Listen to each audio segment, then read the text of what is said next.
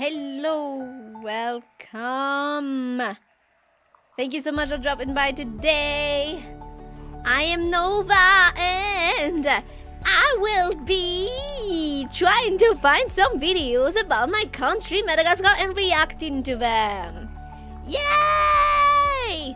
It is day 14 of Donothon, one and only Nova Donothon, meant to fund the eventual updates on the channel once I have retired.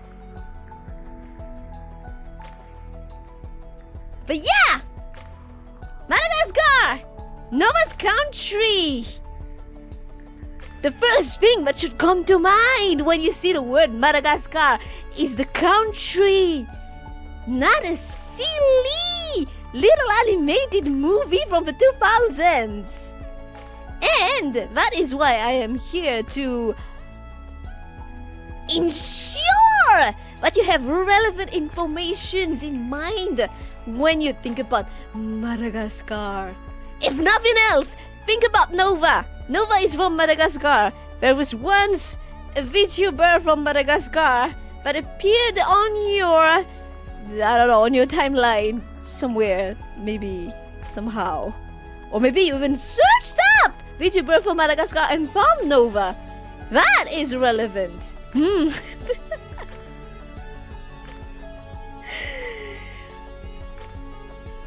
Okay. Let us go. Let us start. Let us start immediately. Let us start and see what we will find. What we will find. Okay. I opened an incognito page so as to not have anything. What do you say? So as to not have anything biased.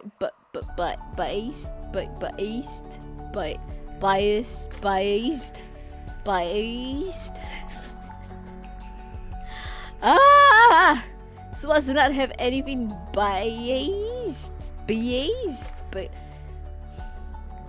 how does this word pronunciation?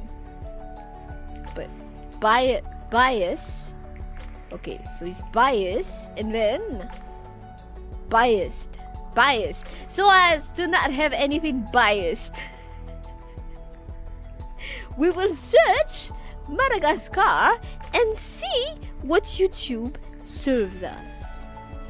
And I do hope it will be actually relevant things, because YouTube does serve me some obscure videos with barely any views about Vtubers joking about my country not existing, and I am here like, how does this work? How does this work? Why would that be the most relevant result I obtain? Is it just because there is not enough and it's serving me?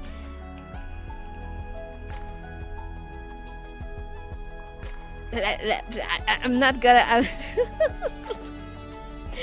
Let's call a cat a cat. So,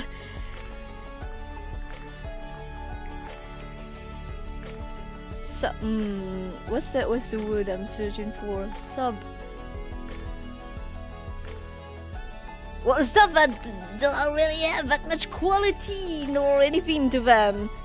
That's what appears when I type. So yeah. We will see. Let's start. Okay, so here it is. I am going to type Madagascar. Okay, so at at M what appears? Miss Rachel, Mr. Beast, of course. Music, Marvel Rivals, Mickey Mouse, Marvel Rivals, Mad Woman, Max Velocity Weather, Markiplier, Maria the Scientist, Maria Curie, Mad Mad Woman Luffy, Madden 26, Madison Beer, Okay, the fuck is Madawa? But it starts appearing at Mada, which makes sense. Yeah, makes sense. Madagascar, Madara versus Shinobi Alliance. Madagascar.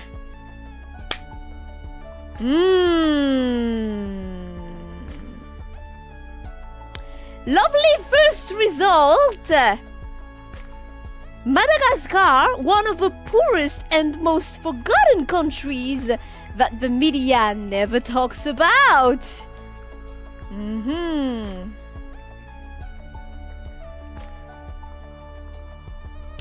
Yeah, well, I mean, yeah. Madagascar, the weirdest island in the world. Lovely. Madagascar, where Africa's most isolated island is hiding. I'll go sleep at your home, Madagascar. And of course, Madagascar, the little hands of the AI. What I saw in Madagascar shocked me. Oh, that is such a YouTube title. That is such a YouTube video title that AI would have produced. 40 days in Madagascar. And an hour documentary. Nice. Madagascar to the Red Islands assault. Impossible roads, of course. Madagascar, the island where everything is shared. That's nice. That is actually touching on a very cultural tradition. We have a way of a saying that goes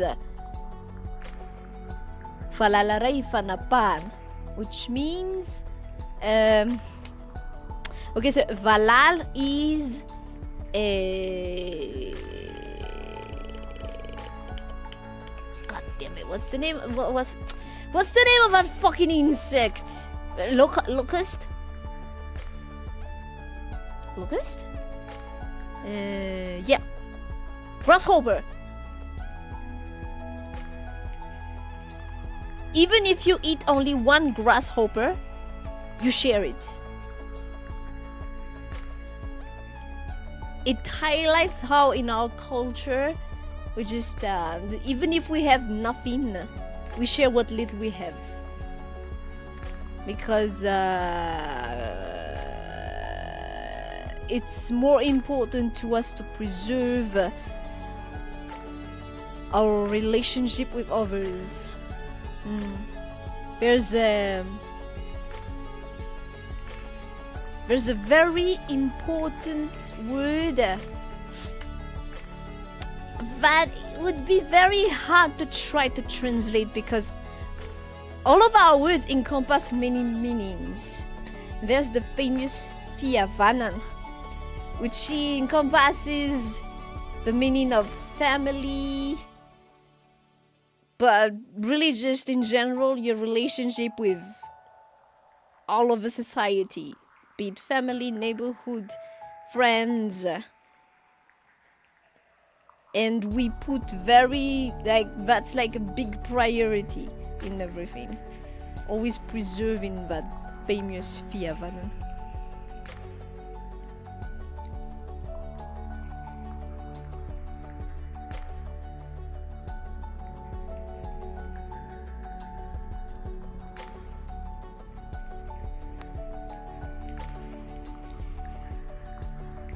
We do not we eat bugs, but it's not it's not how do you say it? It's not like it's more out of necessity, out of lack of options. Because the vast majority of our population are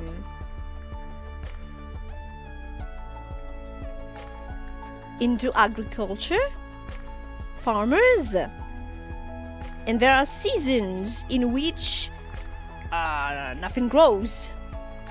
So we eat whatever is available. If there are if there are locusts, we eat them. I've not have had the opportunity to. I've eaten. I don't remember what insects I tried out. But it's really just you dry fry them. You fry them, or you grill them. Season them with some salt or something. But yeah, it's not like eating bugs is what's it called?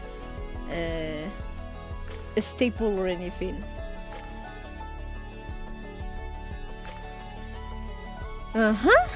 Next, Madagascar, savage Madagascar. Following the Manambul. Manambul is a river to the sea. A voyage documentary. Madagascar, the national road to Tuliar to Fort-Dauphin.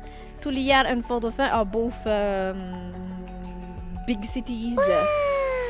Oh, thank you so much. Big cities in the south of Madagascar.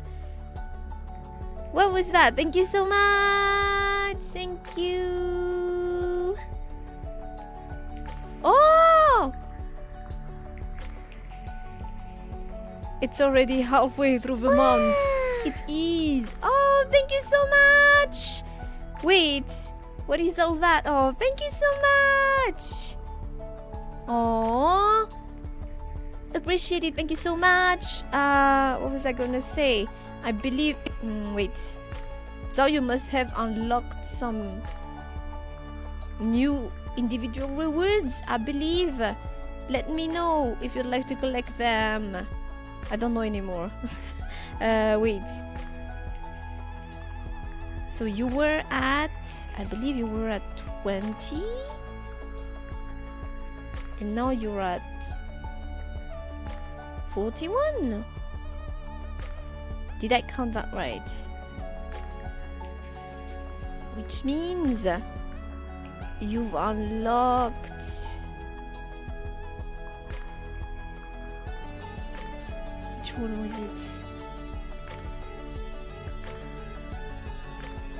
And the same for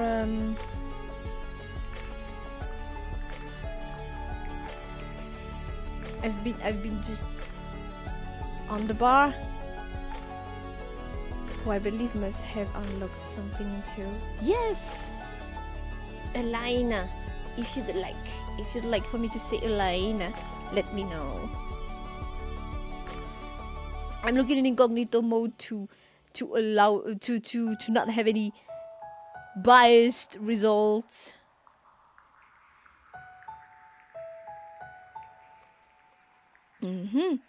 You have some pretty rock formations. Oh yes, that we have that in spades. We have the famous Tsing, which are very peculiar rock formations. Basically, the rock had been eroded by the sea for I don't know how many years. Very long, and it's produced some sharp-looking rocks that is very, very beautiful to look at. Yes, also in Tuliar and Fort-Dauphin are cities in the south of Madagascar. Tuliar is the it's kind of like a regional capital in the south, and Fort-Dauphin is in the southeast. And the National Road 10 is what links the two. Taxi Bruce are, well, maybe you can tell from the image. It's those are buses that go on national roads. That's the most one of the most common, like if I would say globally globally. What I'm saying. In the whole island, that's the most common transport mean to go from one region to the other. Where roads allow it, because we have many roads that are in very poor state, and many towns and villages that are simply not accessible through roads like that. Rock says sharp as Nova Sweet. Madagascar, the strangest island on earth you won't find anywhere else. Madagascar facts in Nepali. Hai. Okay. Route mortelle Burundi. Ah. Okay, so it changed into Burundi for some reason. Eh? This looks very Malagasy.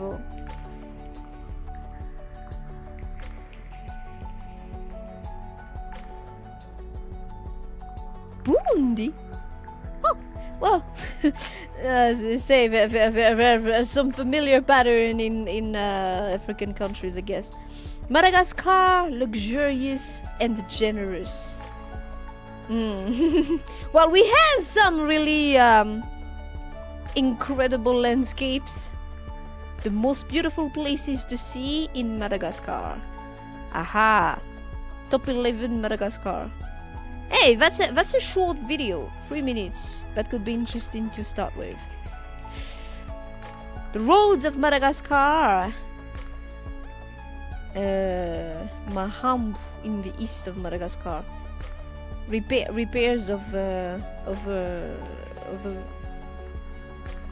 Mahambu, the road to Mahambu in the east of Madagascar. And then we have some music. Okay. Nice. Okay. And then news.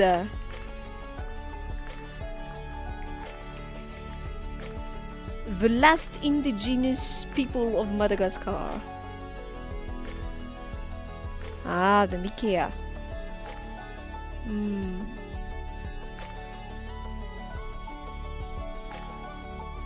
The National Road 5A of Madagascar. Malagasy is hell. It's roads in poor state, in poor repair is sadly a very common occurrence. But like poor everything. No. Day 1. Arrival in the huge capital of Madagascar. Beyond the unexpected. And then there's Malawi. Visit Antananarivo, the capital of Madagascar. Zanzibar. No. Okay. Let's start with the short ones, I think. The shortish ones. There was one that had like the most beautiful blah blah blah. That sounds like that. Let's start with that. Because like, yeah, sure. If you type Madagascar, you will easily find, one of the poorest countries in the world. Like, yeah, sure. Plus, it's the shock value. You'll be more interested in, it's hell there, rather than, it's beautiful there, apparently. But yeah, let's start with a bit of positive, and then we'll see the other stuff. So, the most beautiful places in Madagascar. I hope this is not gonna be something that's using music that's gonna be it's gonna make my VOD go poof again.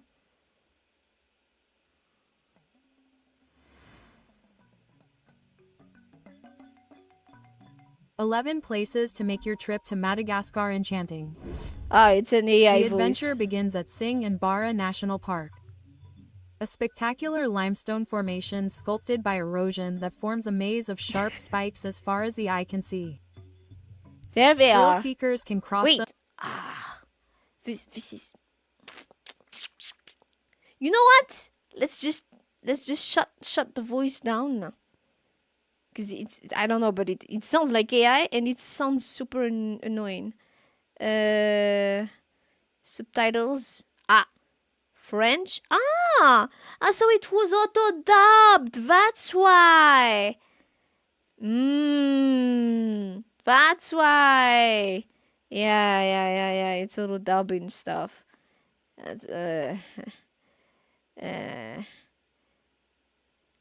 French auto generated.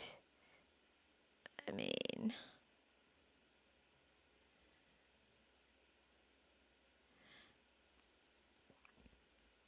it's just yeah, okay. I'm just gonna translate it for you. I think I'm just gonna translate it for you.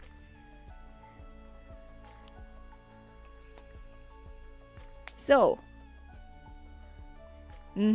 these are the famous lemurs, which is like, if you had to associate an animal to Madagascar, this one is easy. Like, this is a. Is it species? A family? No, I think species is already more specific. A family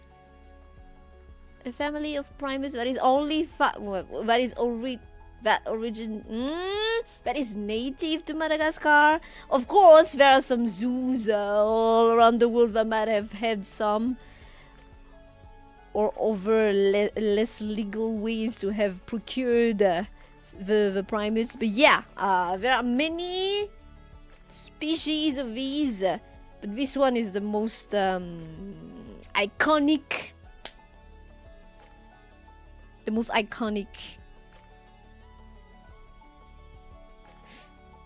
You wish we focused more on auto sub than dub. Yeah, honestly, we should just. Why do I not have an option to have auto translated sub instead of dubbing? I mean,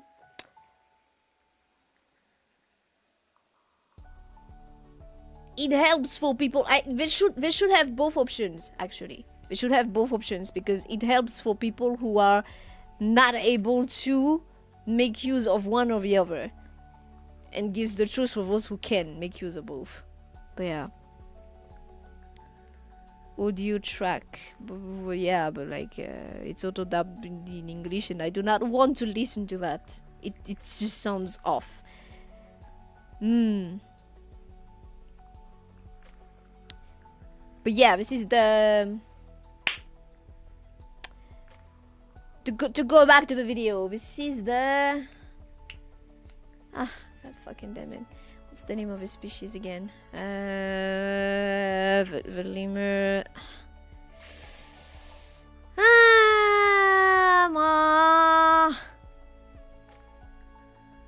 Endemic to the island of Madagascar. What's your name again?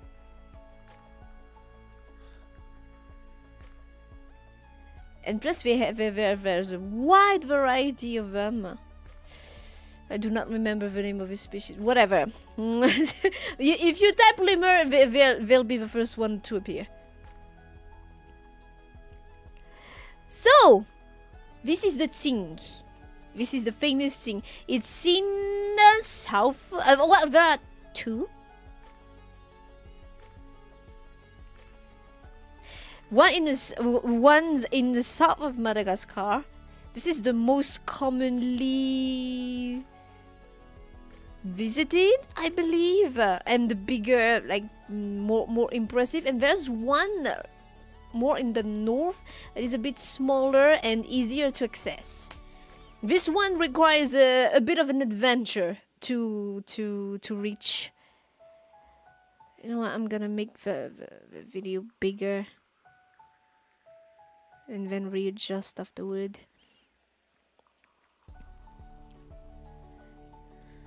The Tsing. This is the Bemara. This is the Bemara one. But it's basically the same thing.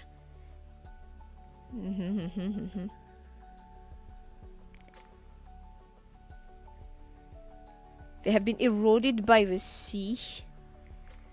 And yeah, it's really pretty. It is a rather...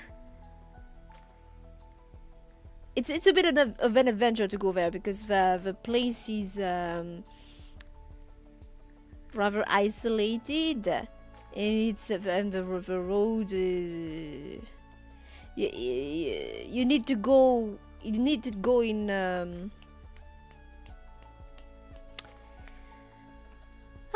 Zala. These are terms that I do not use usually in English, so I have a hard time finding them. C'est quoi les 4x4? Is it track? C'est quoi un 4x4 en anglais? C'est quoi un 4x4 en anglais? You have to go with some kind of 4x4. Stuff like jeeps or stuff like that. Because it's hard to reach the place.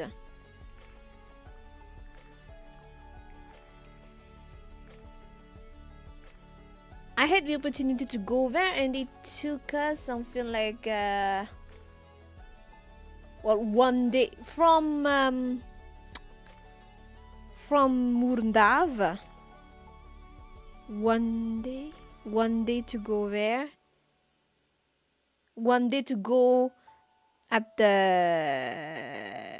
place where you can sleep, and then we took a day to go visit Vtsing. And the same, but it's not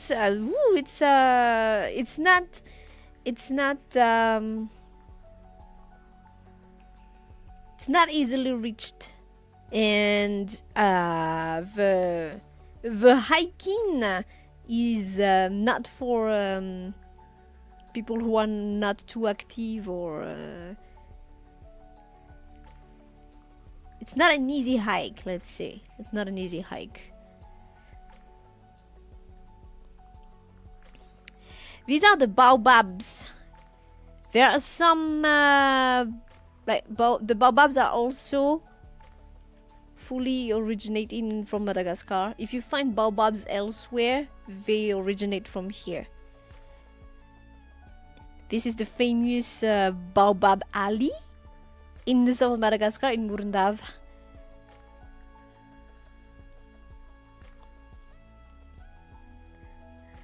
For the fainter of heart, if you cannot go to Vtsing, you can go to Murndav and see the baobabs. It's a very pretty sight. Isal, we're still in the south. This is the national park of Isal. You see, well, depending, because like you follow the national roads to Isal, so it's not you do not have to go through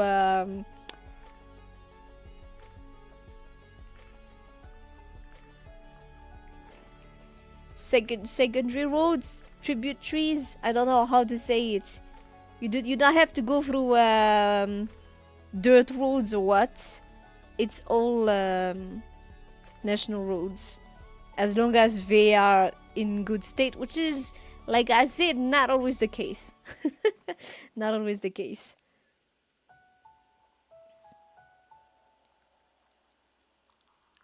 They're only called baobab if they come from the Baobab Alley of Madagascar. If you purchase them from anywhere else, they are just called fig trees. Fig trees, they look like they're upside down. It's like they have their roots up top. They have what you call it? They have fruits too. And people make juice out of the fruits. It's slightly sour. The juice slightly sour, but it's nice. And I think it has some kind of healthy quality. Alors, the video is saying the National Park of Isal has ears of Far West. yeah. Well, it's the south, so it's normal. The geography in the island changes rather drastically depending on the region. Like the west and the south are rather dry and desertic, whereas the east is very green and humid, and the center is mostly more mountainous.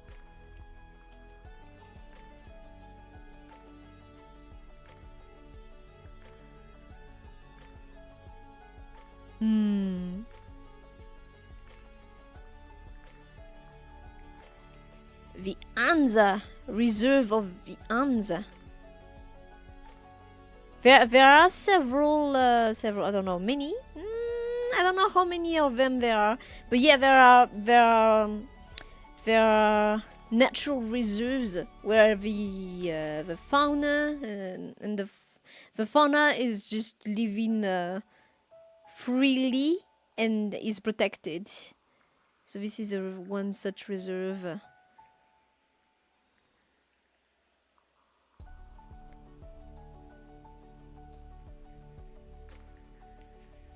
I don't know where the answer is. Noose Bay! Noose Bay is a famous luxurious resort island in the northwest. Like if you want some exotic landscape, but also have the money for for a luxurious getaway, this is the place. And I say I don't know how much it is comparatively to other luxurious destinations, actually, because like comparatively speaking, life in Madagascar is very cheap. Like if you come here with say USD currency or euro, everything will be dirt cheap to you. And since this island is commonly a getaway for tourists, I don't know how much they adjust prices in that sense. But yeah, it's very pretty. I haven't been yet, but I've seen photos and stuff. It's very pretty. I'd like to try to go there. Not to go to the resort because I'm not poor. I'm poor. But yeah, would be nice. And Das Bay. Das Bay is well closer to the capital. In the east, northeast, kinda. Are there any local rules on tipping or giving more than the asking price for things?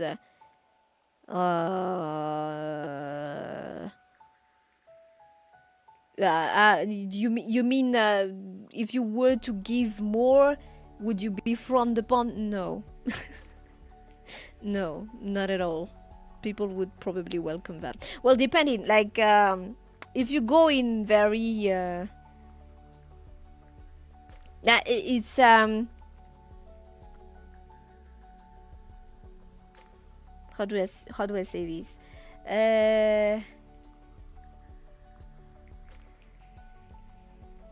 It's a common enough practice to tip. And might I add, depending on the region you're in. For example, when I went to Vtsing, it had become kind of a culture, literally, to go ask Vaza to give. Vaza is how we call foreigners, white foreigners. It's become kind of a habit to ask Vaza for some sweets or stuff like that, and they come with some sweets to give to the kids. So yeah, it's a common practice. And people are poor enough that they will gladly accept it. But I don't know, maybe there are some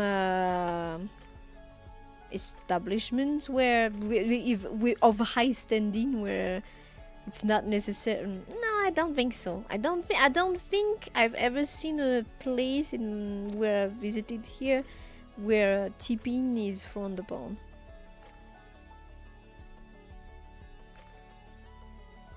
But it's not well, depending on who you are and where you are, it's not necessarily always expected. Yeah, I think that kind of sums it up.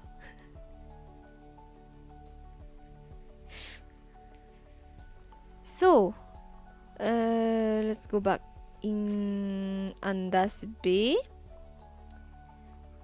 There's a reserve of Luke Bay. There are lemurs. There are lemurs like pretty much anywhere there is some kind of national park or reserve. You will find some lemurs there, pretty much. But you do not find lemurs like like say in a city. You will not find them there. They're only in parks or zoos. Okay, so the national park of Andas Bay Mantadi, where the Indri is, the largest, was it the largest? The biggest? Yeah, the biggest lemur in the world. How big is that? Let's see. Let me check. Indri. Yeah! Head body length of about 64 to 72 centimeters, which is 25 to 28.5 inches.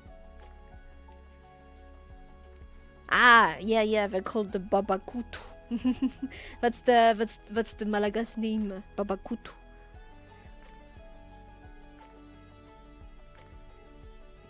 I do not have a pet lemur living with me, no.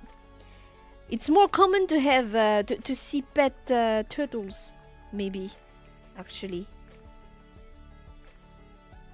But you don't have pet lemurs at home.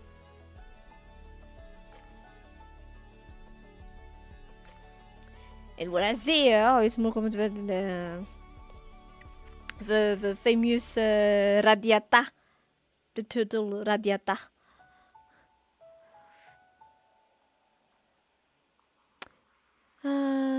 Okay, so the forest has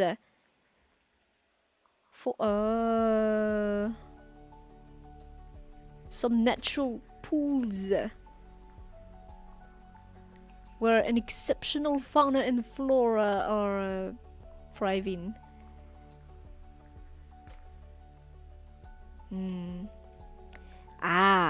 Now this is Betaf.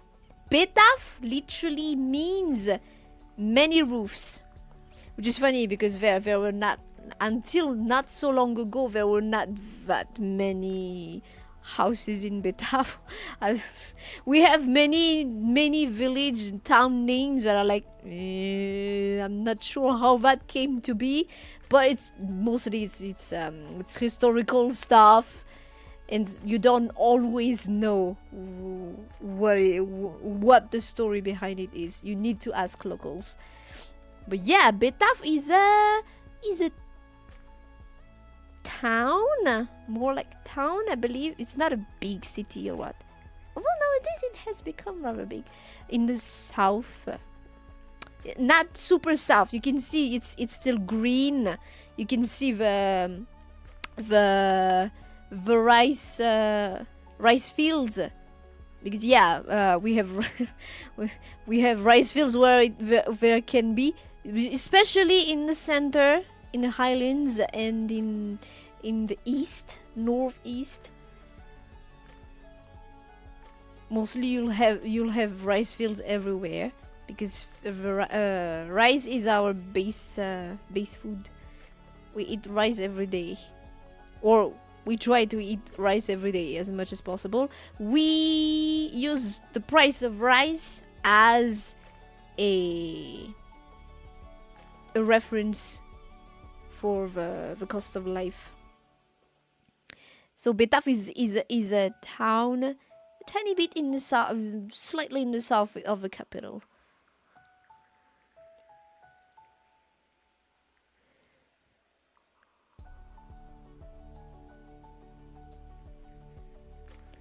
Ah, Sainte-Marie. Sainte-Marie is another island in the east. And it's it's mostly famous because the pirate it used to be a pirate haven, along with like northeast part of the island, and and whales tend to go there. You have a season of whales when they reproduce. You can see them. It's that season where there are the most tourists in Sainte-Marie. Yeah, it's really pretty. It's really pretty. I've been to Sainte-Marie and it's really beautiful. It's super calm. If you just want to escape the stress of a big city, it's great there. It's lovely. All of these are outside the metropolitan area. Antsira Bay. Antsira Bay nowadays, I believe, is probably the second biggest city in Madagascar. It's slightly in the south of the capital, something like less than 200 kilometers away. So usually it takes something like 3 hours on road. But nowadays but that varies. If the roads are in poor condition, it might take longer. The last I heard, the roads were in very poor condition. Like when I went to Vtsinger in the south, it was quite horrible. But I don't know if they repaired it or what in the meantime. But yeah, Antsira Bay is a big city, and it's famous for having some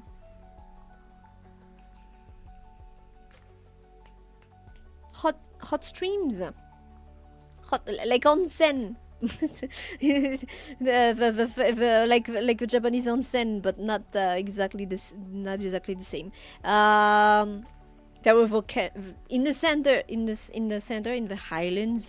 There were many volcanoes. Well, not just here, but yeah. And Antsira Bay has some rich land for cultivating stuff because of that, and hot sources. Is it hot sauce again? Or how do you call it? Source thermale.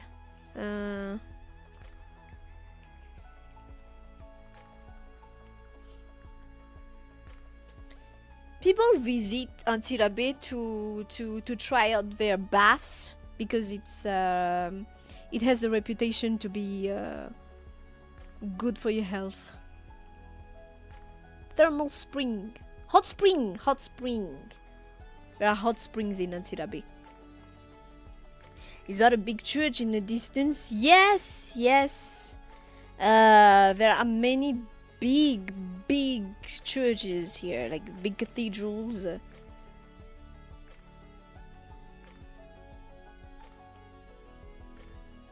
Leftover from the established when the first after the first European missionaries came to Madagascar. There was the Christianism. What's the name of a religion? Christianisme en français, mais c'est genre, is it also Christianity? Is the most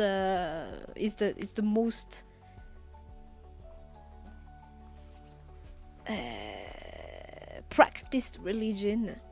Christianity is the most practiced religion. We have more or less equal amount, I believe, of Catholics and Protestants, or variations of reformed churches.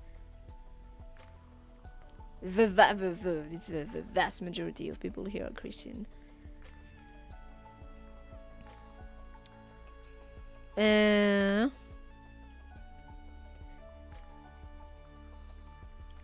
And you can find some historical and beautiful churches. Well, this is the houses, especially in like historical neighborhoods, retain the colonial style.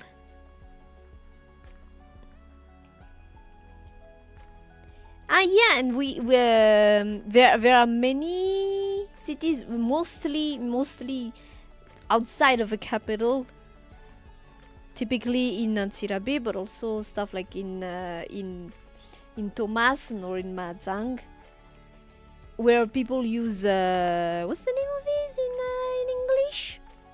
C'est des pousse-pousse. Pousse-pousse. Pousse-pousse in Malagasy. It literally just Malagasization. Rickshaws. No, even now, people still use rickshaws, but now they are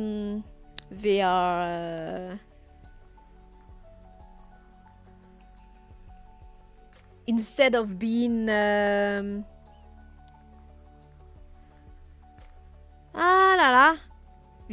English when I'm trying to talk about Madagascar is harder than ever, because it comes with the words that come first in my mind are in French or Malagasy, but never English, because I've never had the. It's not common for me to speak of these things in English. Tsy taritina tongotra firy tsony izy zao fa taritina amin'ny bisikleta. It's not. Ina moa taritina amin'ny taritina amin'ny teny frantsay, de avy eo avadiko teny anglisy.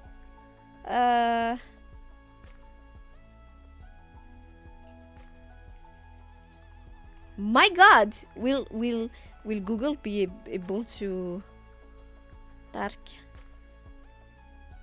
No. Well, it was able to detect that it was Malagasy. It's not. It used to only be dragged by people on foot, but nowadays they're dragged by bicycles, mostly.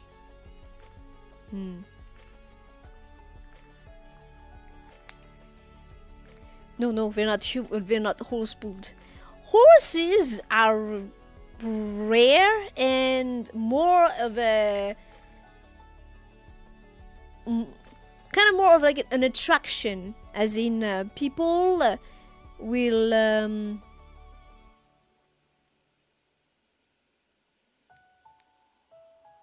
lend their horses, like not lend their horses. Well, technically it's lend their horses. People will offer a short ride on horse for a fare. That's how horses are used typically here. They're not a very common means of transport. The beast of burden that is most commonly used are the zebu.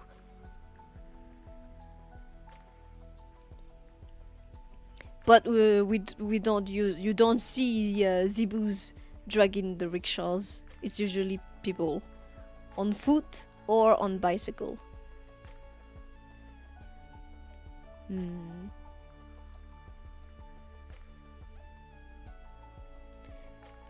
Next is the Pangalan Canal. The Pangalan is how do you call it? You know, it's the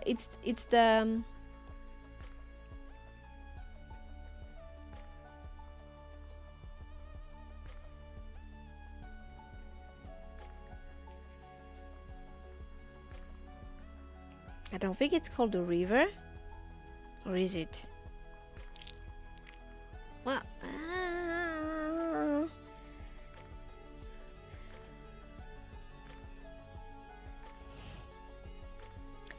it's well,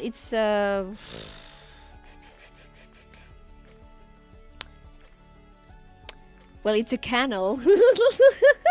It's water. Just why do they not show the map? It would be easier to show you.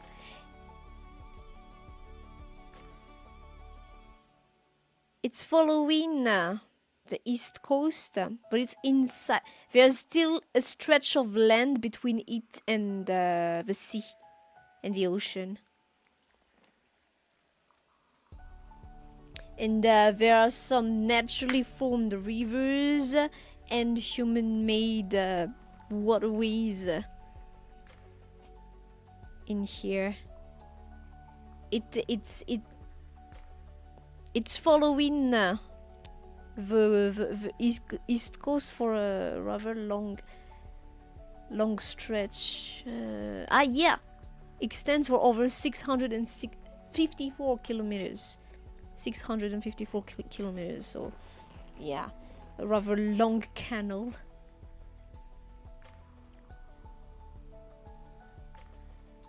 And there are because it follows the coast, it goes next to many little towns and villages. Is there anything dangerous like snakes, crocs or something? We have crocs. We have Nile crocodiles. But not everywhere.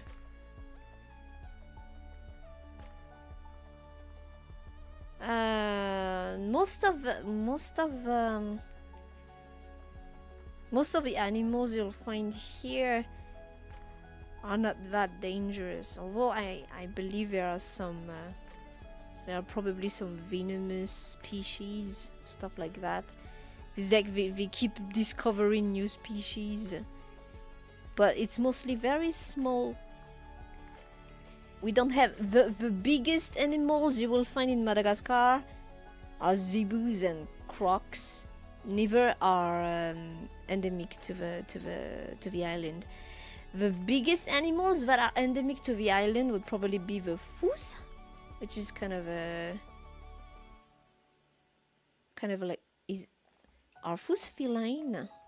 I don't think so. They kind of look feline, but I don't think they are categorized as such.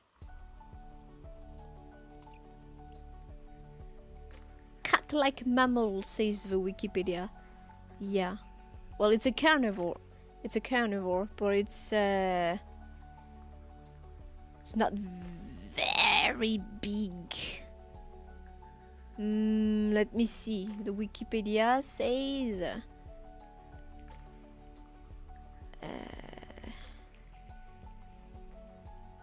what's this? 70 to 80 centimeters, 28 to 31 inches. So, kind of close to the Indri, to the Babakutu. If you read that, the adults foos. And there's the Madagascar eagle too, which is the biggest bird, I believe. Those are the endemic animals that are the biggest. But aside from those, it would be the zebu and the crocs. They are not it's not like say the memes in Australia where everything is dangerous and could kill you. No, it's not like that. There are not that many dangerous animals here. Watch out for the carnivorous zebu. Zebu are a big part of our culture, Zina. You use everything of a zebu. Absolutely everything. There's a use for it. But yeah, so back to the video. It says the pirogue are types of canoes. It's the means for exploration here. Going in pirogue is kind of a staple too. When you go different regions like that, and you need to do some water traversal.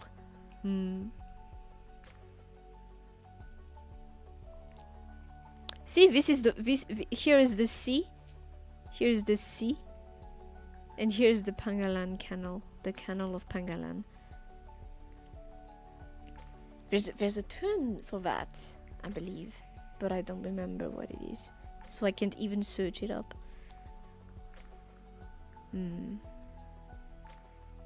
Next, Belle-sur-Mer is a village, is a fishing village.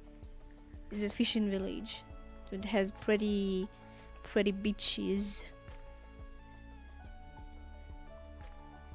And yeah, and that's where they make boats, fishing boats. Ah, that's it. That's their selection. Well, that was nice. That was a good beginning, right? The other videos are very long though. This was nice. But wait, let's. I think there was another one that was short-ish. No. Visit of Antananarivo, the capital. It's Ortana. Yeah, that would be nice. This would be nice, I think. This would be nice. It's probably in French. I don't know. We'll see.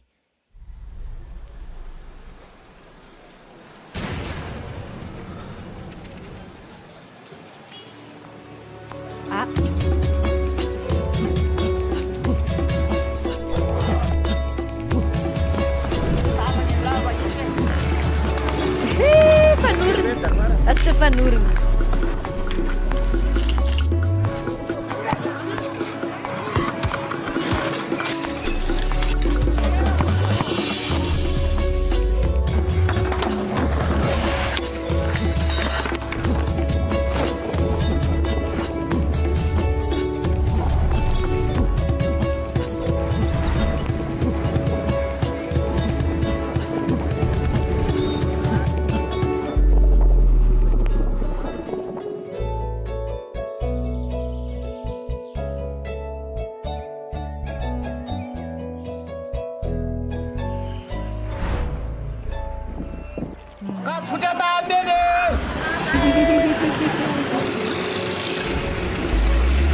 I'll comment it afterward. I'll go through everything one by one.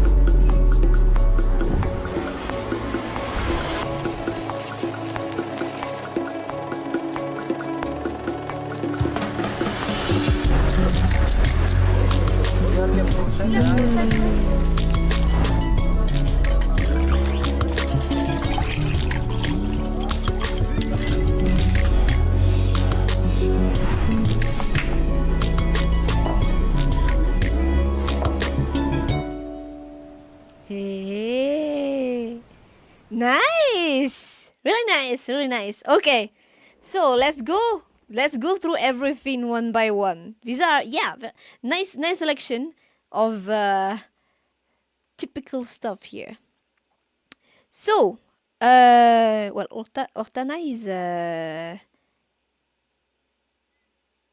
what do you call it? Well, they are in charge of Analamanga tourism. Analamanga is the region in which the capital is. So yeah, we have well,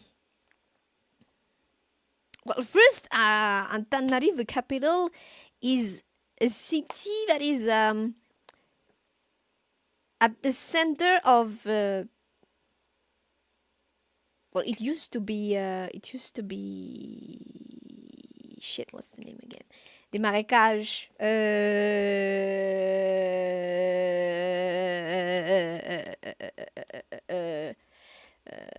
Used to be a swamp. And it was a king called Anjanapunmeren that established, arranged. Is it a swamp or a plain? Wait, I might be confusing some terms here. Is it called a plain or a swamp?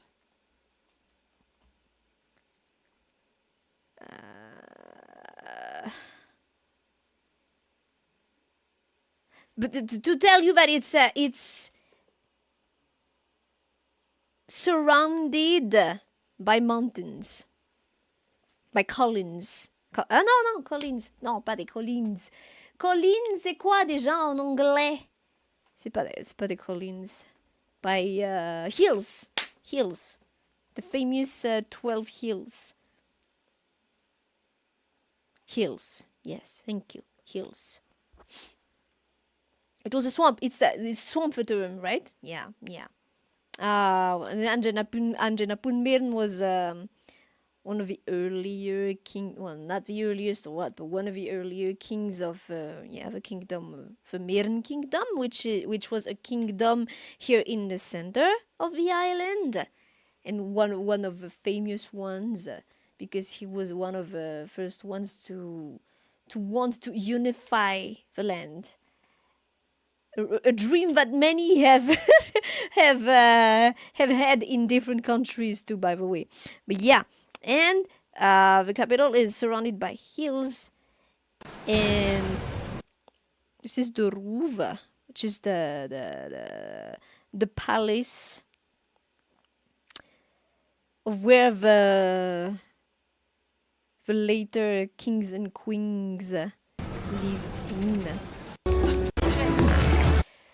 This is the famous Van Oorn, the strategy game. This is in Antananarivo. That's the name of the neighborhood. It's a historical neighborhood where you'll find many businesses and government offices. There's a garden there where they put a big Van Oorn where you can play Van Oorn. What's the name of this in English? La pétanque. Pétanque.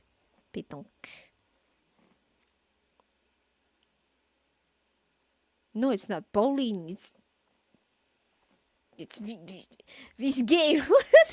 This sport. What's the name of this in English? Pétanque? Non. C'est quoi la pétanque en anglais? Google gives me bowling. No, it's not bowling. It's not bowling at all. What's it called? Pétanque? Still pétanque? Okay, well. You don't recognize it. You need to search it up. It's written like Veslan wrote pétanque. It's a game where you launch those balls, metallic balls, and it's a very popular game here. French do play it a lot too, but Malagasy have been like world champions of this thing, I think, or close at least. But I know that recently they like beat the French so bad it was it was really a humiliation actually. But yeah, Malagasy are really strong in this game, really strong. These and I believe rugby too were pretty good. It's just pétanque. Okay. Yeah, it's pétanque. It's I don't know how to explain it, but basically you have a little ball and these big metallic balls, and you throw them as close as possible to that little ball. Something like that. Something like that. You have to look it up yourself because I'm bad at explaining it. But even I have tried it out a bit because it's so popular. This is the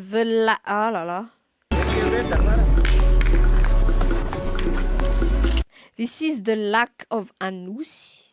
The lake of Anous. More or less in the center of the capital. It's a famous landscape. And this is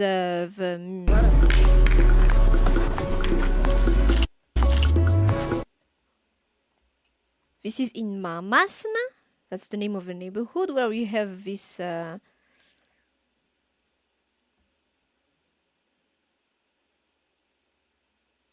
football stage. C'est quoi le stade?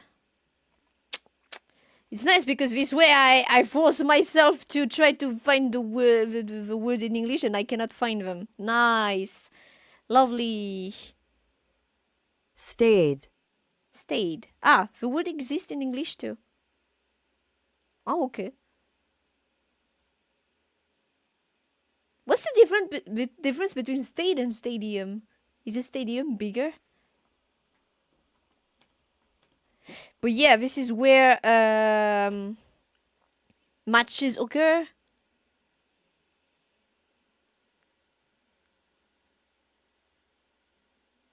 Stadium is more in English. For a big stade. Okay. You don't think English uses stade? Google! I am already having a hard time with the 4 languages in my brain, please. Please help me out here. Stadium. Well, it's where typically you'll see matches, football matches, but also you see it's the athletic where people run.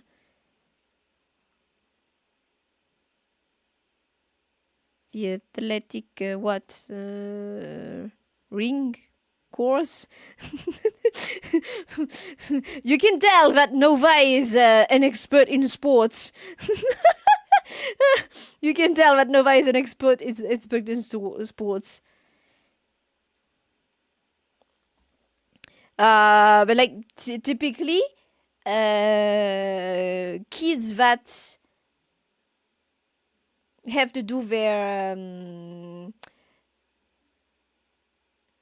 physical education exam run here too.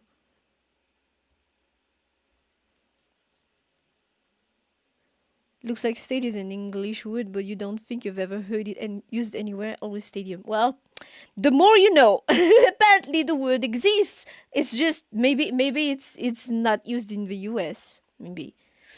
But yeah. Of course, football is pretty popular, like anywhere else.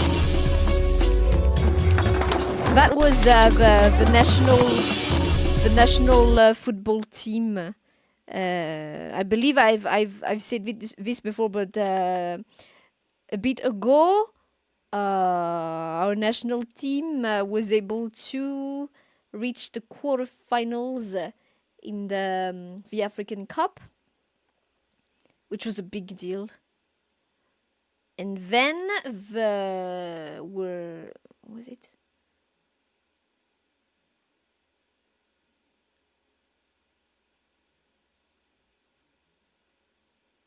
The African Cup.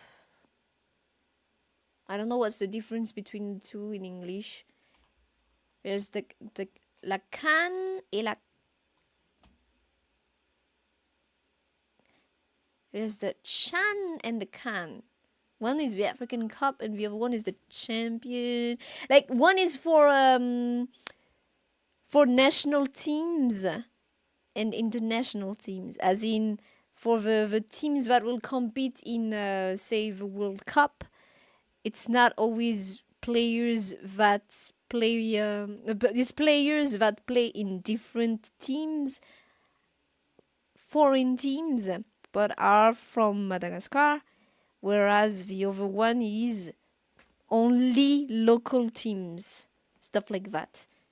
We went really far in that too. It was a bit of a phenomenon. It was really nice.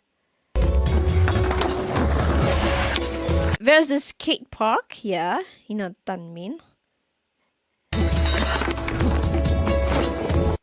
That was the thing. Tutupatunatannarin. There's a stairway, and it's like a very famous landscape. And on the other side, it's Tutupatanambunjan. When I played the Uncharted 4, it was a reference to that, or I believe it was because they did not come and visit the country, so they just grabbed images, famous landscapes, and that was what it was based off. Anusi.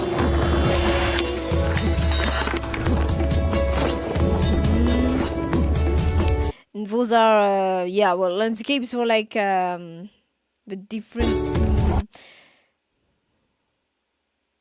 the monuments for when for independence. Because we used to be a French colony, and there were many patriotic movements until finally we reached independence in 1960.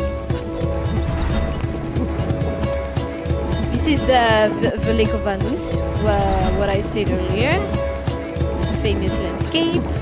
That's the train station. Sadly, we do not have like some trains, I believe, still kind of run, but only to transport goods, but no longer for voyagers.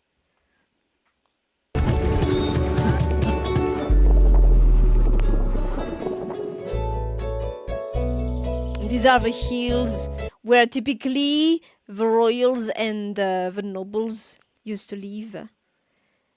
And those are historical neighborhoods that are, well, where a certain standing of people live, basically, or people that have inherited.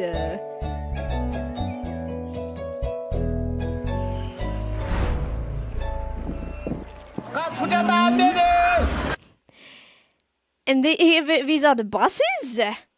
Which is like the common means of transport to go from point A to point B in the city. And we have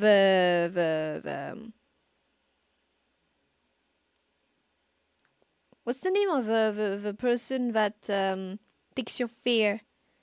Typically, you would give you a ticket and takes your fare.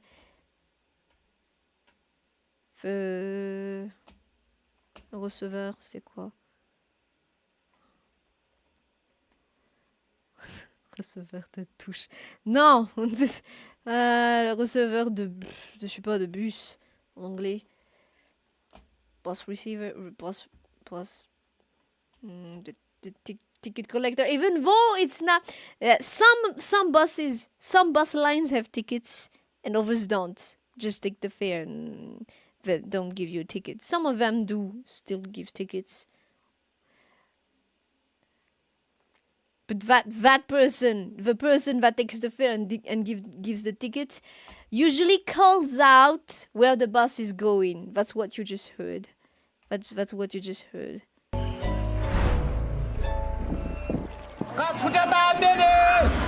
With a loud voice, and sometimes a loud, funny voice, to make sure that people hear it and recognize it.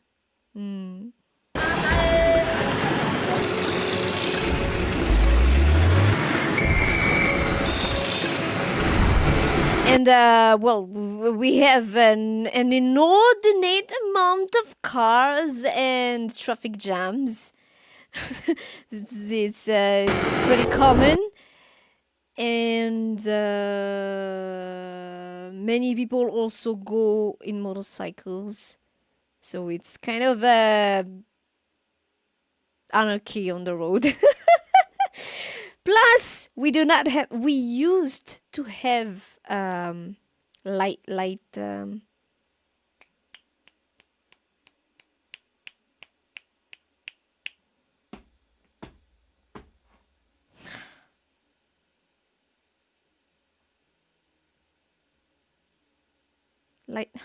not like signals, light, les feux de circulation là, ta mère, feu de, c'est quoi déjà les feux de, non c'est pas feu, c'est quoi déjà, you know, the stuff that indicates the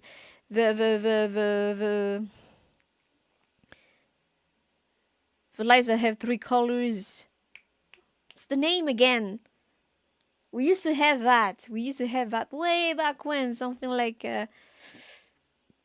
over 20 years ago. We used to have them, but there are none anymore. It's anarchy on the road. And you have policemen doing circulation sometimes. Traffic lights, thank you. Whew, we used to have traffic lights. That's why when you saw me driving in a truck simulator, I was like, yeah, true, that exists. Because we don't have them here. It's anarchy. It's anarchy on the road. Kind of like how you see videos of circulation in India or stuff like that. It's like that. But theirs is worse, though. It's more scary, I think. Scarier.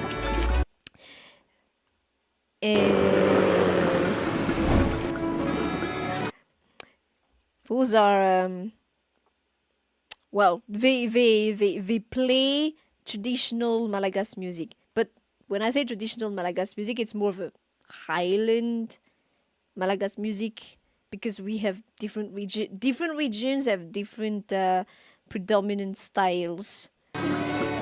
That's the style here is more Irakasi, but it's more common in the Highlands. Typically with some. I don't know how to differentiate these the wind instruments. This one is the one that has 3 little buttons. What is it? C'est un clairon? Like the one that no, not a bugle. What is this?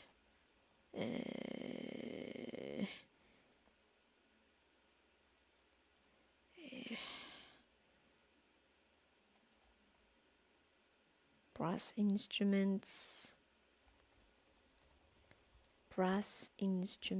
list with pictures. Let's see. But yeah, there are some brass instruments and drums. And the stuff that goes The small ones, the small wind instrument in wood, not brass.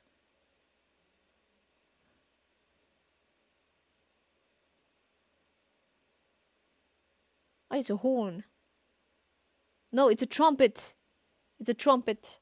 Yeah, this is a trumpet, the one with the 3 little buttons. It's a trumpet.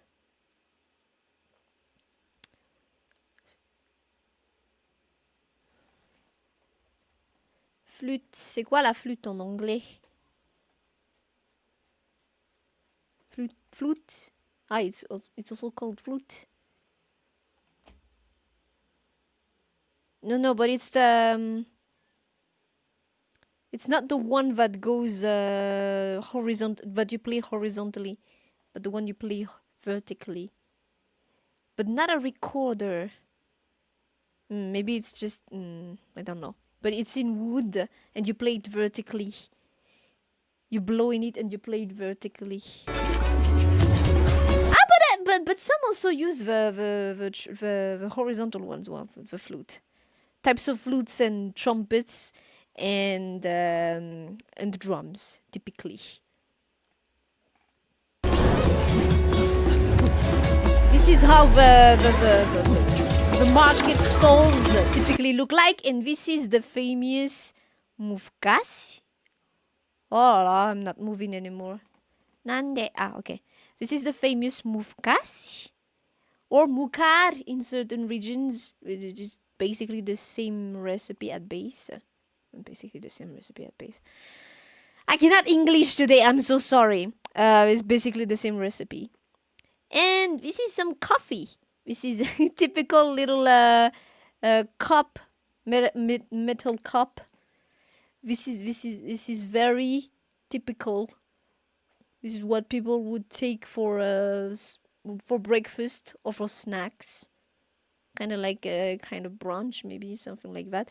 We don't have brunch, but yeah, more like snack or as breakfast. Mufkas coffee. Yeah, that's pork. It's pork. This is how you would typically see food be served in street stalls. But there's a huge dichotomy. Is like you have the street stuff, which is very okay. This is what it looks like, and then you have high standing establishment. This is a food court, for example. High standing food courts. In recent years, there's been many more luxurious establishments that have opened. We have some kind of c'est quoi les centres commerciaux? Centre commercial.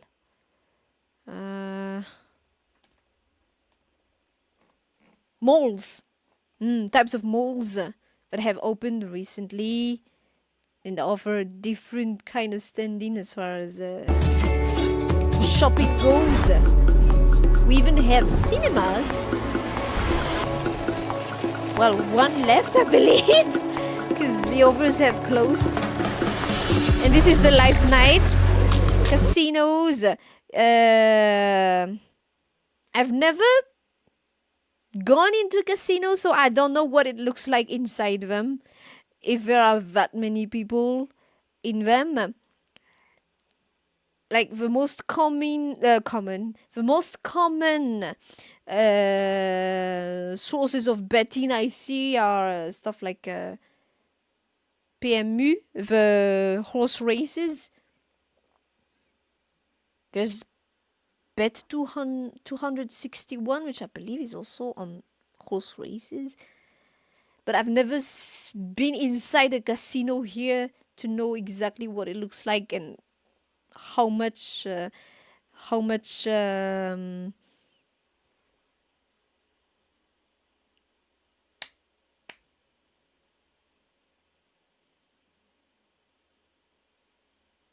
How much?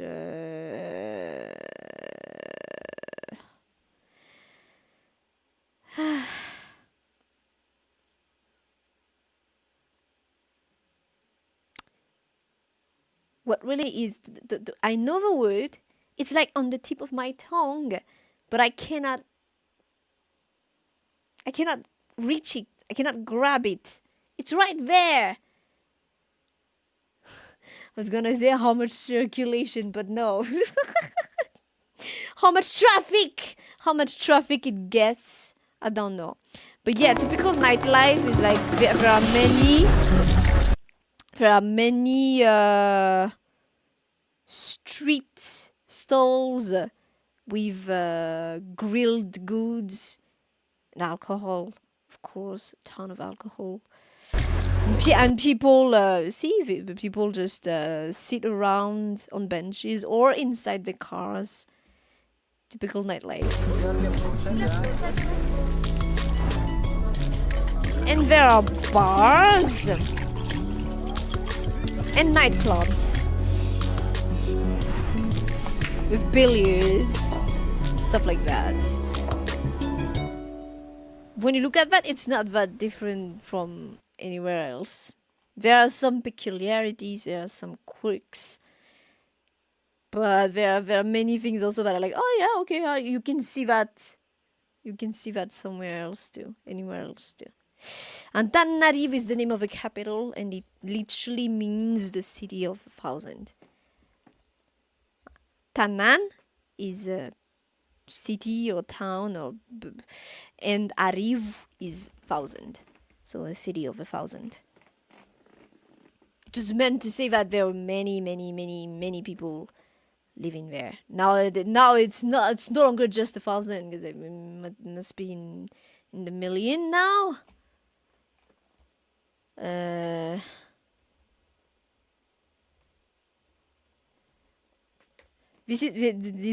capital is predictably the city where you'll find the most people. This is where you will find everything. Well, everything, not really, but like.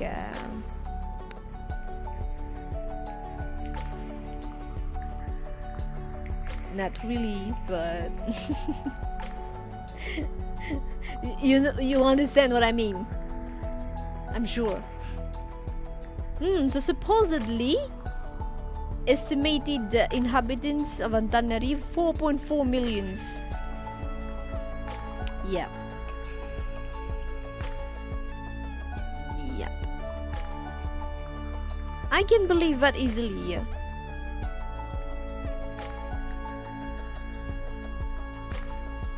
Estimated population in Madagascar 33 million and some. Possible. We haven't had an actual formal census since forever, so yeah, it's only just estimates.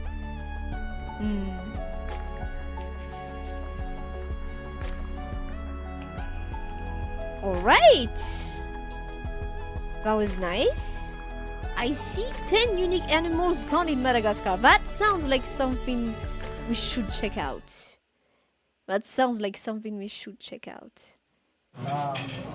Wait, no, I went with Madagascar street food. 48 minutes though.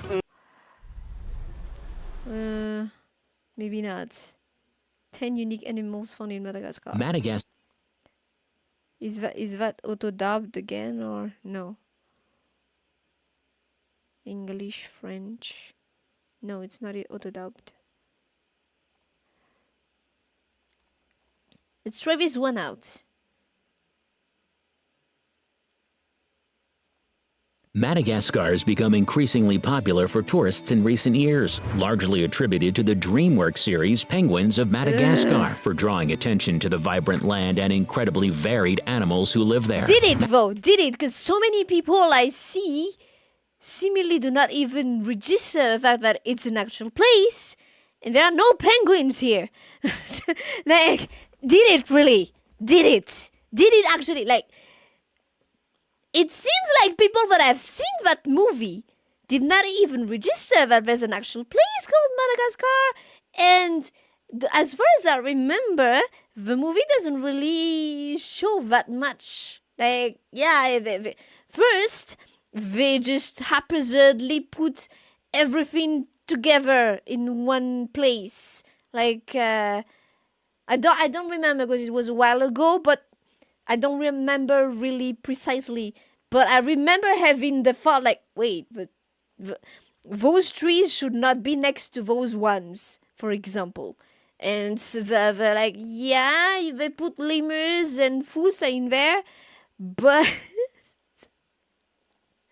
the species and yeah, just everything was just haphazardly thrown together, and I don't know, it doesn't seem to me like it really brought that many tourist attention. Madagascar is the world's 4th largest island and is home to literally hundreds of animals that can't be found anywhere else in the world. There are far too many interesting animals to feature in a single video, so we've picked out some of the most fascinating for you. From lemurs to insects, these endemic animals are colorful, wild, and even a little bit crazy. Before we begin, be sure to hit the like. Number 10. Giraffe weevil. In the forests of Madagascar, you can find a strange insect known as the giraffe weevil. The neck of the male giraffe weevil is 3 times longer than that of females. Its long neck is used to build nests. The giraffe weevil is one of the largest insects in the weevil family and endemic only to the island of Madagascar. This species was only discovered in 2008 and is still actively being researched as a result. They feed on the leaves of giraffe beetle trees where they also make their nests. Even though they might be quite frightening to look at, the giraffe weevil is completely harmless. There are times... Oh, God fucking damn it. Why am I not moving? Hey! Okay. There are times when I just encounter random insects that I have no idea what they are. But they are just like, oh, you nightmare fuel. They aren't aggressive towards humans or other insects and spend almost their entire lives in the giraffe beetle trees. In fact, they are unable to bite or sting. The female will lay a single egg on a leaf, roll the leaf up into a tube, and then drop the leaf into a floor of the jungle.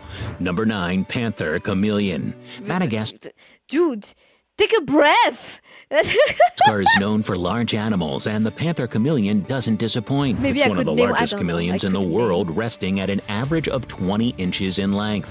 That makes them the size of a large house cat. The size isn't always what they're known for, though. Their striking technicolor skin can range anywhere from orange to blue with stripes and spots scattered. You can find them in, well, I don't know if it's the same species, but we can find them often enough in more rural areas. And they're really big. They're really big. They're called tafunj. That's how we call them. Tafunj? Tarunj? Attends, j'ai un blanc. Tafunj? Tafunj musa tarunj?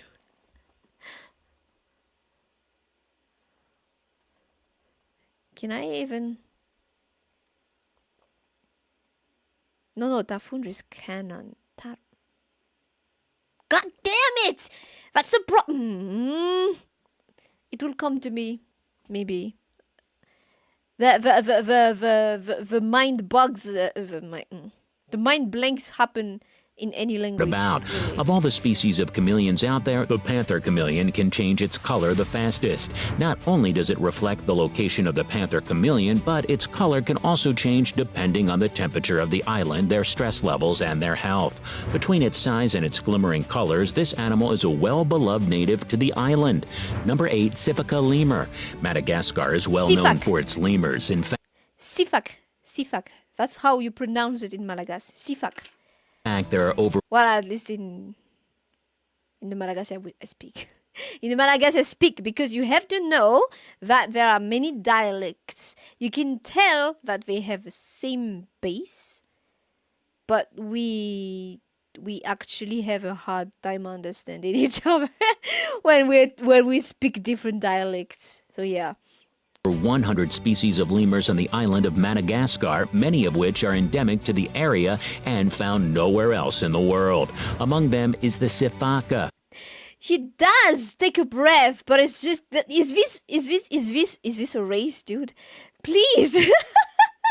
Of which there are 3 types: the diadem sifaka, the golden crown sifaka, and the corals sifaka. All of them are endangered due to massive habitat loss in recent years. Their fur is long and silky, and depending on the type of sifaka, they can be found in black, white, and golden colors. They live in groups of 10 and feed primarily on the leaves and fruits of the same trees in which they live. Rather than getting out of the tree, they use their powerful hind legs to jump from branch to branch. Number 7, ii. Out of every nocturnal primate in the world, the ii. J'étais là en mode, attends, mais Tarun, c'est un canon, non? Tarun. Bref. Yeah, Tarun. Is the largest. Chameleon is they are Tarun. endemic to Madagascar and are known for their very large eyes and their long, slender fingers. They are completely harmless, especially to humans, but have still become endangered from hunting. This is because many find their appearance to be frightening, especially as they sleep during the day and hunt only at night. During each hunting cycle, they can travel up to 2.5 miles. They eat wood-boring larvae, which they locate with their large ears. They then use their long middle finger to dig the larva loose. They supplement their diet with fruits and nectar. The ii has become more popular on a global scale since its appearance of Madagascar. Number 6, injury. You will get banned. What was I gonna say? There are also they were talking about the what was it the giraffe beetle that had only been discovered in 2008. There are also many endemic species that the locals know, but because many locations are just isolated and don't have much contact with the outside world, it's just also, it's like the locals know of them, but the outside world doesn't. And the locals aren't, they live with it. So it never occurred to them that maybe it's not something that you find elsewhere, you see? And so there are also many cases of some fauna or flora that has always been there and known to the locals, but it's just not been known to the wider world. The injury is the largest of all species of lemurs that can be located in Madagascar.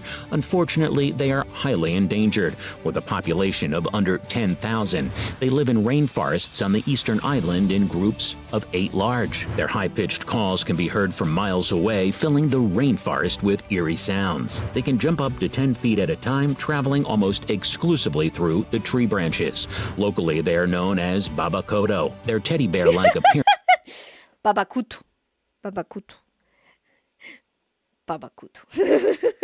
paired with their humanistic mannerisms makes them a wildly popular species and one that's truly fascinating to observe in the world. We're now halfway through our video. If you're still with us, comment Madagascar flag emoji down below. Number 5, satanic leaf-tailed gecko. Don't forget to comment Madagascar flag in the in the comment section of this video afterwards. Not this one, the one I do right now, my stream right now. Might as well. The satanic leaf-tailed gecko is yet another animal endemic to Madagascar. Its markings allow it to resemble a dead leaf, making it a master of camouflage. The lines in their bodies help them blend even further into the ridges along the leaves where they hide. Satanic leaf-tailed geckos are nocturnal, sleeping during the day and coming out to eat at night. When a predator does manage to spot them, they open their mouths up widely and reveal the bright red coloration inside their mouths. They also raise up their tail, using the odd appearance and coloration to confuse their enemy and escape. Number 4, fossa, the largest carnivore. Fous. When you see an O in Malagasy, it's pronounced OO. It's fossa. on the entire island of Madagascar is the fossa. Despite looking like a large cat, the fossa is actually more closely related to the mongoose. Unlike mongoose, however, the fossa has There it is! I was right. It kind of looks feline, but it's not. Its eyes related to the mongoose. claws and a bite that more closely resembles the large cats of Africa. This mammal can get up to 6 feet in length with its long tail, taking up most of the size. They are the top predator in Madagascar, and yet despite having no natural predators themselves, a massive decline in the habitat has resulted in the decline of their numbers. Unlike cats, fossas are plantigrade. That means just like humans, they walk on the direct soles of their feet. This gives them more stability when they jump from one branch to the next. They hunt both day and night and use both their fangs and their claws to hunt their prey. They are ambush predators and jump from high branches onto their prey, primarily lemurs, though they also make use of the wild boars on the island. This animal is so fast when in the trees that scientists have a hard time observing it. Number 3, tomato frog. There are many frogs found in Madagascar, but the tomato frog is one of the most fascinating to look at. These frogs are named for their color, a vibrant red, just like the fruit in question. In fact, they are thought to be one of the brightest colored frogs in the entire world. They can lay between 1,000 and 15,000 eggs at a time and reach the age of adulthood at 45 days old. Oh my Tomato God. frogs live in swamps and shallow pools of Madagascar. These frogs produce a thick white fluid to deter their natural predators, snakes. While the fluid isn't outright poisonous to humans, it often causes an allergic reaction to occur. When frightened, the tomato frog will always puff itself up to try and make itself look bigger. And even more interestingly, they aren't lone hunters. Tomato frogs are ambush predators. They make surprise attacks on their food, which often consists of small invertebrates. Number 2, blue koa. The blue koa is just one of many bird species that are endemic to Madagascar. The blue koa is considered to be part of the cuckoo bird family, though they aren't parasitic in nature. That means they build their own nests. Their striking blue plumage makes them easy to spot along the trees and can reach almost 20 inches in height. Rather than fly, they tend to jump and flop through the trees. Unfortunately, it's this same striking color that is driving them to the brink of extinction. The birds are often hunted for their feathers, and because they only lay 1 egg per breeding season, they simply aren't able to counter the number of their species that are killed by hunters each year. You're nearly at the end of our video. Before we continue, make sure you're subscribed. That shard. The be notified of our future videos. Number 1, Madagascar pochard. The Madagascar pochard is one of the rarest ducks in the world. They're an endemic species, meaning that they can only be found in the marshes and freshwater lakes of Madagascar. Up until 2006, these ducks were actually believed to be completely extinct. Due to conservation efforts, their numbers have risen to a still pitifully small 80 ducks. A loss of their nesting sites due to human encroachment, paired with the introduction of new animals to their habitat, caused their original decline. It's also caused a scarcity in their natural feeding grounds. Without an extreme amount of human They look derpy. They look so derpy, like. intervention, these ducks will soon disappear from the island once again. Hey, thanks for watching. Want to Well, he breathed, but oof. He breathed, but oof. It was a race. This video was a race.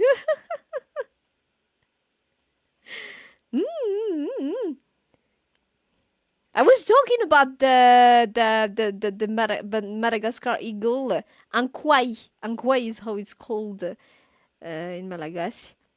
Wait, but I don't. Why aren't they? Why didn't they list it? It's a pretty iconic animal too. Yeah, many of them are on the verge of extinction. The thing is, it's the same as our forests.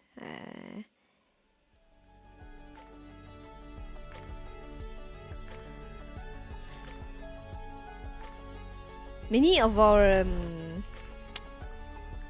what do you call it? many of the local populations are struggling to survive, and aren't really, well, usually rather ignorant about the impact of their activities, not only on the species that exist in the said location, but like environmental in general. But yeah, when you're struggling to even make a living, to even feed yourself every day, you don't really care about whether a species is gonna disappear, or the intensive deforestation is gonna have some impact on the climate in some 10 years, you know. So it's yeah, it's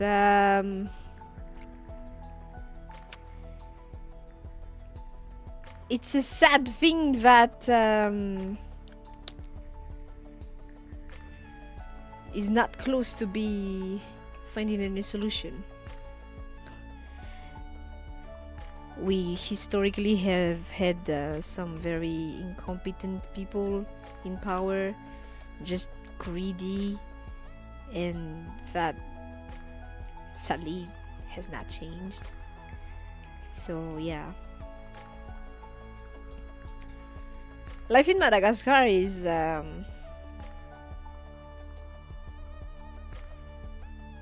wild. It's wild in so many ways.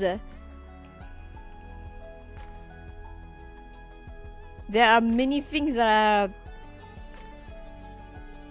terrible, but there are many things that are also nice. I think you can tell it's the same anywhere else on that front. You have stuff that is like, oh, it's hell on earth. And then from time to time, there are stuff like, ah, actually, it makes me think I'm happy I was born here and live here. But yeah, that comes with the opportunity to discover other places, not myself, not physically myself, but like learning about how things are in other places. And I'm like, yeah. I guess there was a reason I was born and live here, and it could be so much worse, but it could be so much better, but it could be so much worse. So yeah, I guess recently I just learned to appreciate what I have. when I have the opportunity to like go on vacation in other regions, I always am.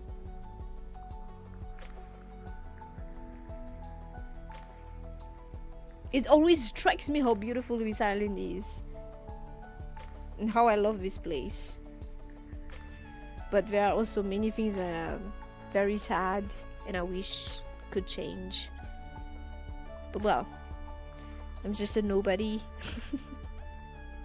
There's not much I can do. What I could do though was make sure I when you type Vtuber Madagascar, so there's that. And if I appear and I continue talking about my country, I don't know, it's a bit of awareness. If nothing else, it allows me to help spread awareness. We exist, we're here too. And I don't know, that maybe can count for something. Maybe. Not much, but maybe.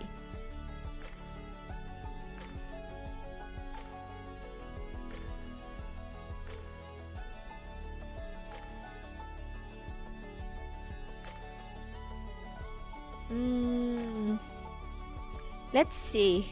Are there other videos that could be interesting to check?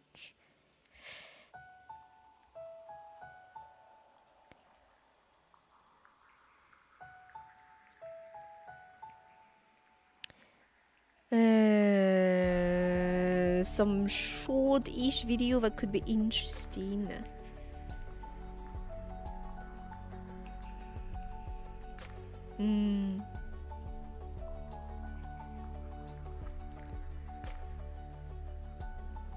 We'll try to do what we can, yeah. Well, that's all we can do, really, so, yeah. So, we saw this one. That's music, maybe not.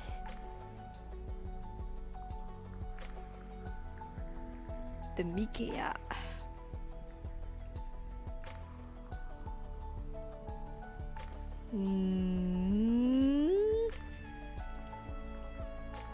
Zanzibar.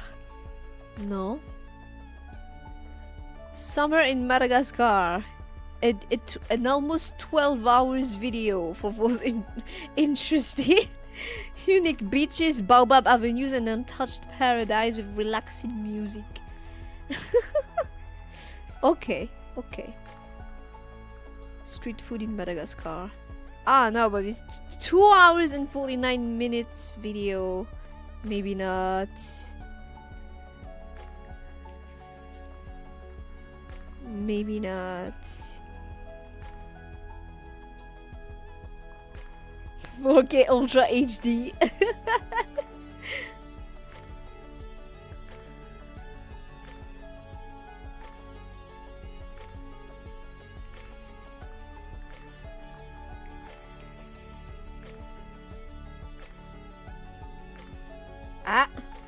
There's an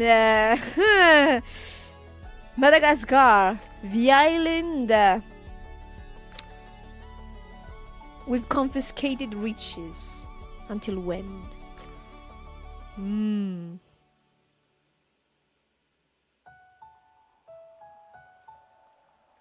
Yeah. Until when? Alright.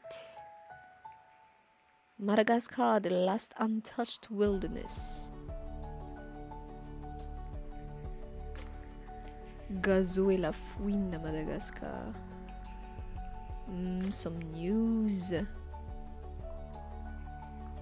Tanarif, Madagascar is in Africa but feels different. Well, yeah, because Madagascar has very...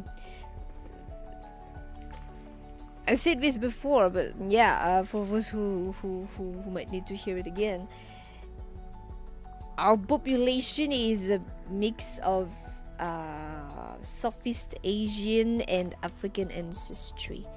Depending on the region, it's more of one or the other, but both are present. There are also a bit of Arabic influences, and then came the Europeans, so there are also some European influences. It's a big mix, so yeah, it's normal that it appears quite different. It becomes its own thing. Friendliest country. That's cute. Depending on where you go, yeah, people are friendly. Depending on where you go. There are places where people aren't that friendly anymore. But it used to be that everyone was pretty friendly. But yeah, life happened. People learned of greed and selfishness and... Alright, okay. No longer anything interesting down here.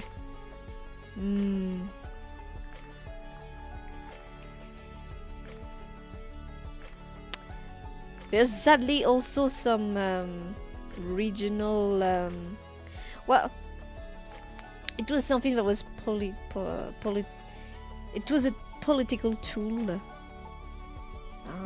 And some enmity had been encouraged between different regions. So there's that too. Nowadays it's not as flagrant, but there's some remnants of it.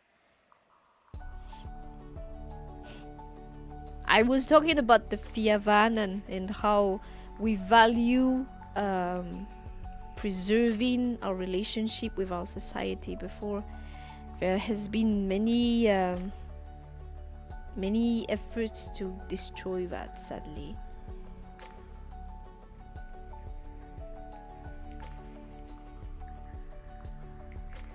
Because it's easier to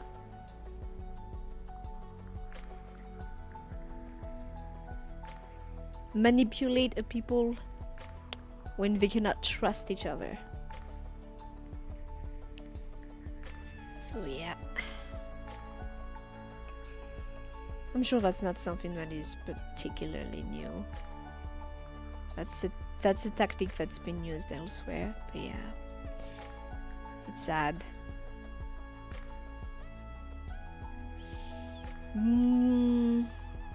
But recently I feel like there's been some patriotic sentiment and movement that has spread a bit more, and so it's nice. It's been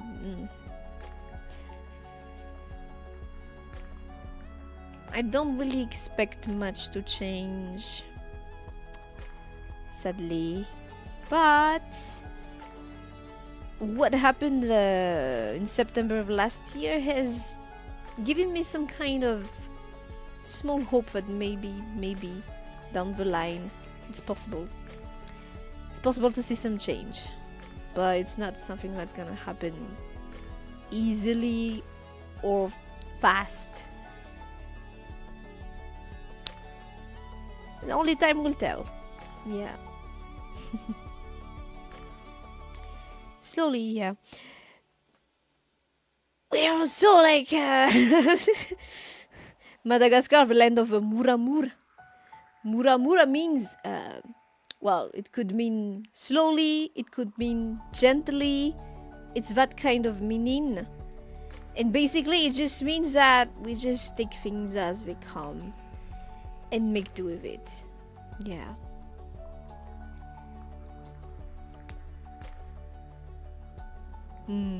Welcome, newcomers. Thank you very much for dropping by.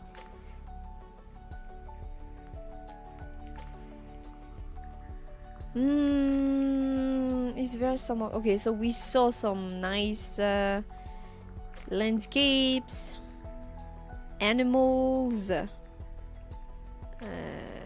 What could we try to...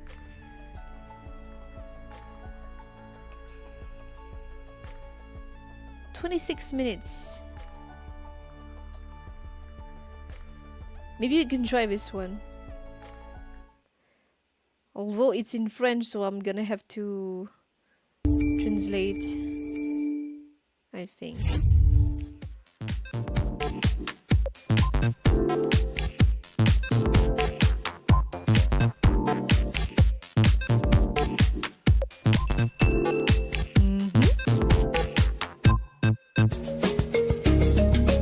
Please stick to English, French, or Malagasy in the chat, because otherwise I will not be understanding what you're saying. And you will be L'île de banned Madagascar if you est une île de insist. rêve. La beauté de ses paysages, la gentillesse de sa population sont parmi ses meilleurs atouts. Malheureusement, Oh. That's cute. Okay, so what did it say? l'île de Madagascar est une île de rêve. Madagascar is a dream island. La beauté de ses paysages, la gentillesse de sa population sont parmi ses meilleurs atouts. The beauty of its landscape and the kindness of its people are among its biggest strengths. Malheureusement, le pays est économiquement fragile. Sadly, the country is economically fragile. Si tout le monde a de quoi manger, le niveau de vie de la population est parmi les plus faibles de la planète. Though everyone can feed themselves. That's how Parmi ses meilleurs atouts. Manger, le niveau de vie de la population est parmi les plus faibles de la planète.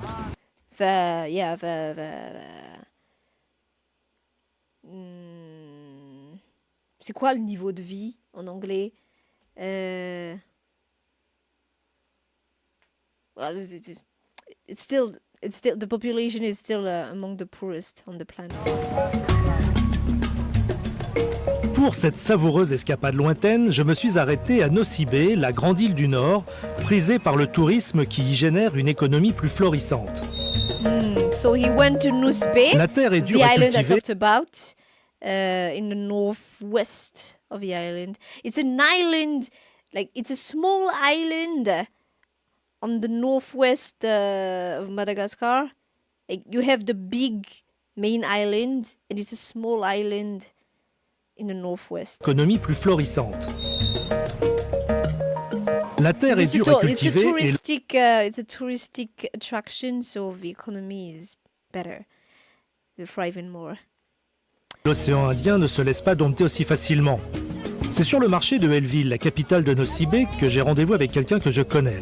Il s'appelle Léonie et habite en France depuis de nombreuses années, mais revient souvent sur son île. Ah, j'aperçois. Yeah, okay, so cultivating stuff is not easy. Léonie. Donc aujourd'hui on est And dimanche. he's at Nosy-Be, Helleville, which is the capital, the capital of the island, Nosy-Be. Il y a un repas qui se prépare. Voilà, en famille. Tu vas faire les courses donc pour préparer ce repas avec l'une de tes nièces. Oui. Alors, où est-on? On est à Helleville, ça c'est sûr. Devant le rond-point, là. Et le grand marché. Parce qu'ici à Helleville, il y a combien de marchés en Il y fait? a 3 marchés. Et ça c'est le bazar B. Le bazar B. Okay, so she's gonna prepare a meal for the family, and we're gonna go shopping.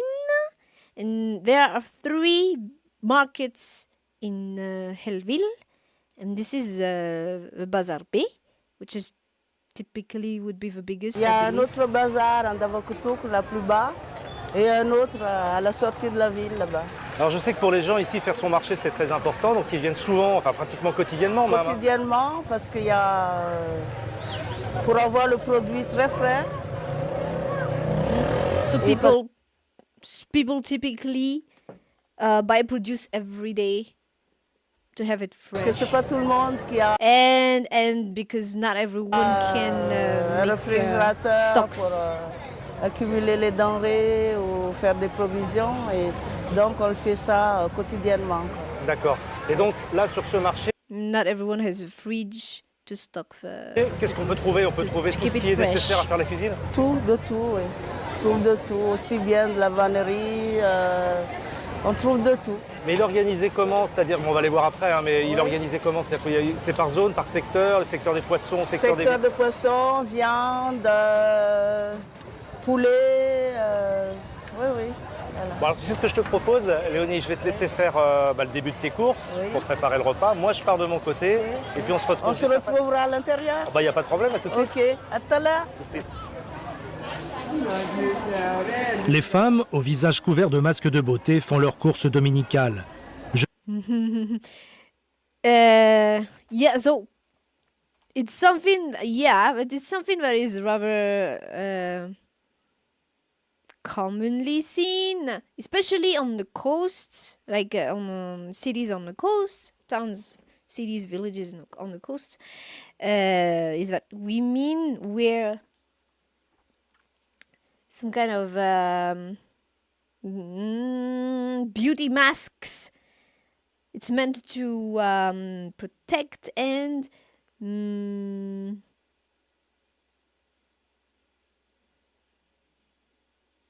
keep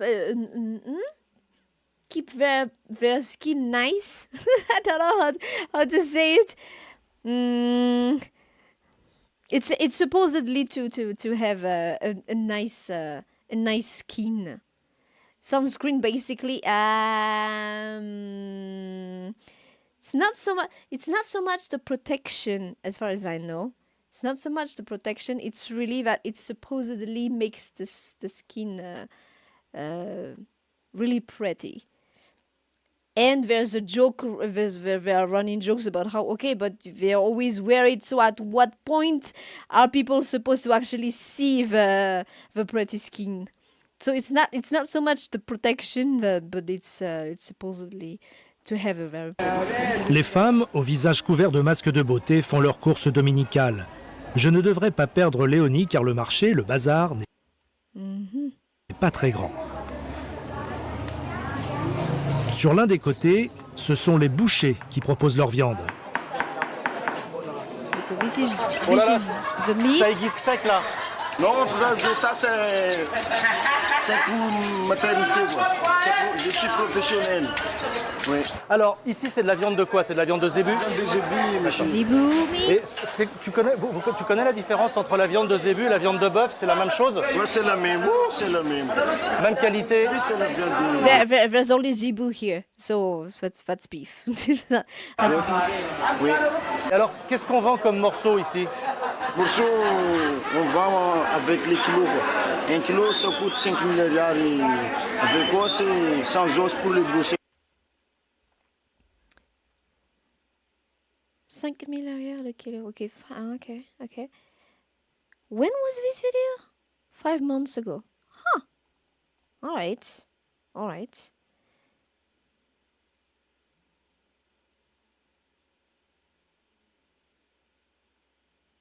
5 000. Quoi? 5 milliards le kilo? Un kilo, ça coûte 5 milliards. Et avec quoi, c'est 100 os pour le boucher et 7 milliards. Ah, okay, so okay.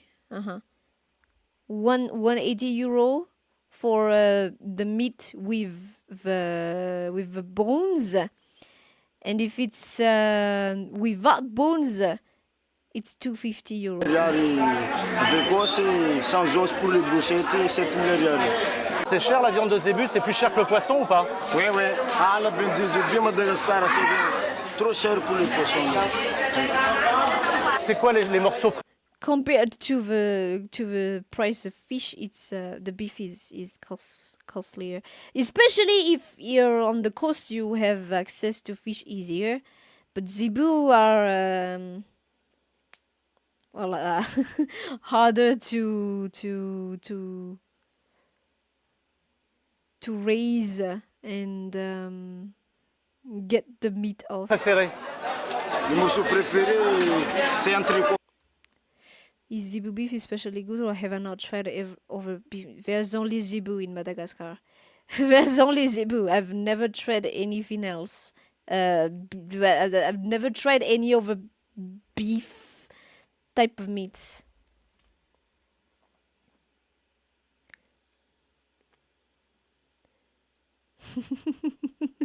See, you can clearly see how like, there are many Europeans who are like not necessarily like super rich where in their countries that come to live in Madagascar because it's too cheap with their currency. Un tricot. Ça, c'est le meilleur des viandes. Le côte, pour le côte, ça mélange. Ça coûte trop cher, 10 milliards le kilo. Et les gens ici mangent la viande comment? Ils la font à les bouillir? 10 milliards le kilo. So, entrecôte, c'est quoi le morceau d'entrecôte en anglais? Entrecôte. It's the rib eye, rib steak. Yeah, well, it's the rib steak. Is the more expensive, 370 euro per kilogram. That's yeah. Et les gens ici mangent la viande comment? Ils la font à les bouillir, à les griller? Comment ils préparent la viande, les gens? Les gens nous grillés et la daube. Romazava. So à Nousbe, they eat the meat grilled or in rumazav. Rumazav is a type of soup. It's a type of soup with meat, green leaves. Depending on the region, you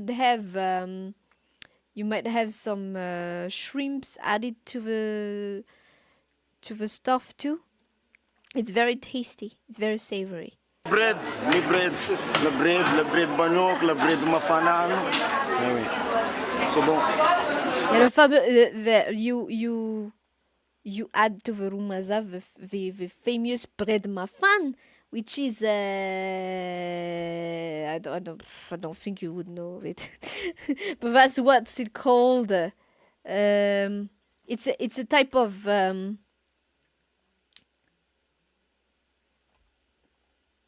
It's a type of well, it's an herb. it's a green leaf that has a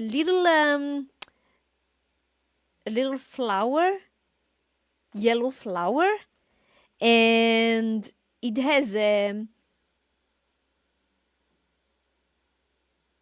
when you eat it, it stings your tongue a bit, but pleasantly.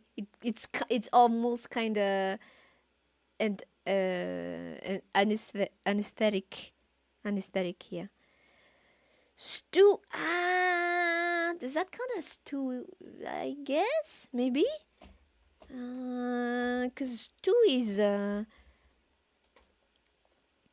you stew in something for a long time, right? It's slow cooked. Yeah, I guess it's a type of stew.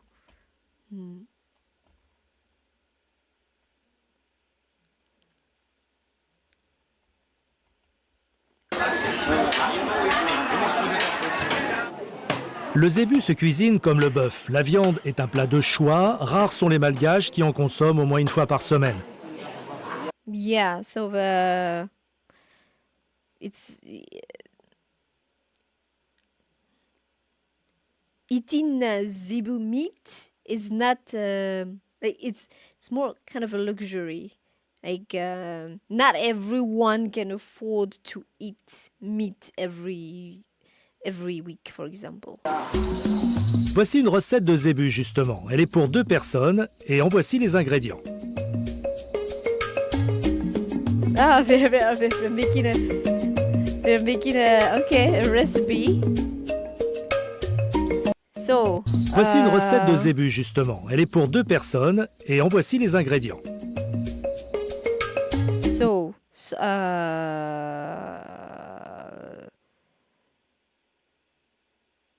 do you know what the filet is? It's the tender part of the tender meat, tender zebu meat. And then, well, these are not I believe these are pistachio. I believe pistachio are what we have here, or not? No? No. C'est des pistaches. Mais du coup, je sais pas si c'est pistache quoi en anglais.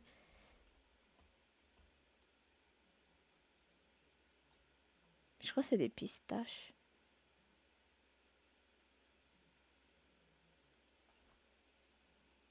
Well, it's a type of nuts, but I don't know which variety is here because it's not peanut. It's not peanut, but it's close. Grilled peanuts, you find that like it's pretty common. It's not peanuts. It's not peanuts, but it's close. Oui, mais c'est pour ça que je dis c'est pas des cacahuètes. C'est pas des cacahuètes, en fait c'est des pistaches. It's not the same variety. Onions. C'est quoi déjà le tournesol? Sunflower oil. Tomato. C'est quoi l'ail déjà? Well, you know what it is. You know what it is. Those are common. Lime. Soy sauce. Ginger.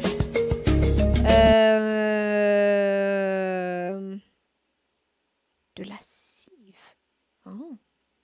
Wait, green onions. And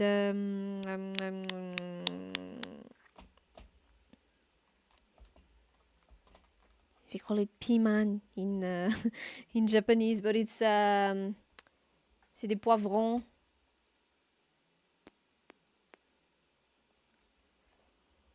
It's so annoying. Bell peppers. Yep, green bell peppers. So annoying because I know everything.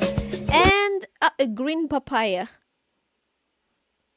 green papaya. That's something. Garlic. Thank you. The stuff before is garlic, but I believe you guys probably know it. Like that's a common thing.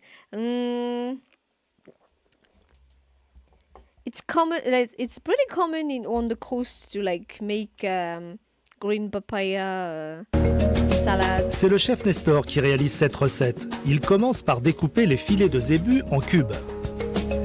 Évidemment, vous pouvez la remplacer par de la viande de bœuf. Ensuite, il réalise la marinade qui parfumera la viande. Pour cela, il épluche la tête d'ail et hache 3 gousses. Il fait la même chose avec le gingembre.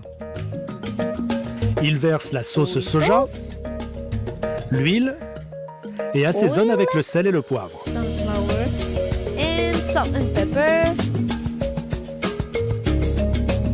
Il découpe ensuite 2 tomates, puis les 2 poivrons verts et enfin un oignon. Nestor mélange bien l'ensemble des ingrédients avec la viande de zébu. Il laisse ensuite reposer et mariner pendant une dizaine de minutes. Pendant que la viande de zébu prend des vacances, Nestor prépare l'achar qui est un accompagnement traditionnel malgache. Il y en a de toutes sortes. Celui-ci est à base de papaye verte qu'il épluche, puis râpe en longues lamelles. It's common to have meals typically go something like you have rice. You have rice. The accompaniment, if you can afford it, it's gonna be some type of meat with vegetables, but otherwise it will be vegetables, something savory to accompany the rice. And you have what we call achar, which is usually some kind of fruits or vegetable that you will add a vinaigrette to. Something a bit sour on the side. Looks like papaya spaghetti. Yeah. Yeah. He sliced it very thinly. But this is gonna be eaten raw with vinaigrette. Il l'arrose de citron vert, puis épluche et émince un oignon. The vinaigrette is made with lime and onions. Il fait de même avec une tomate.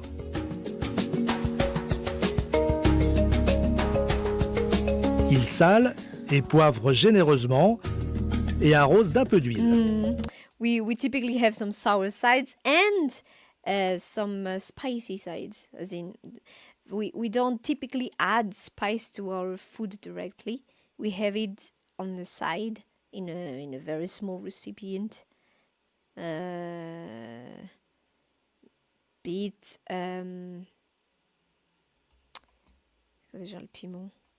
Be it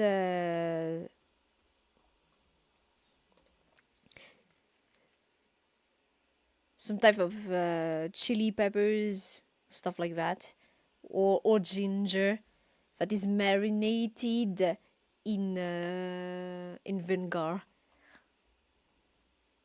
And we typically have that on the side instead of add it directly to the food. Il suffit de mélanger et c'est prêt, c'est simple et excellent.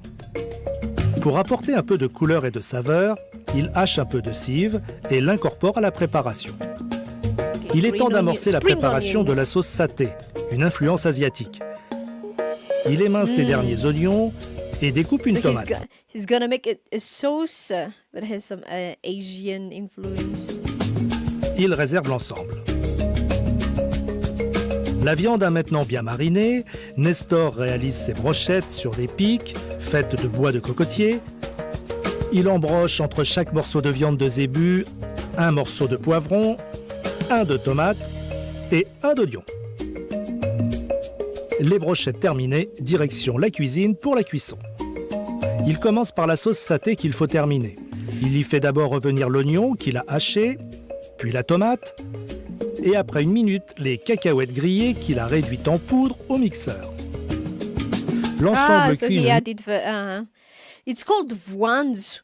They call it cacahuète. I believe it's not. It's not peanuts. It's a different type. But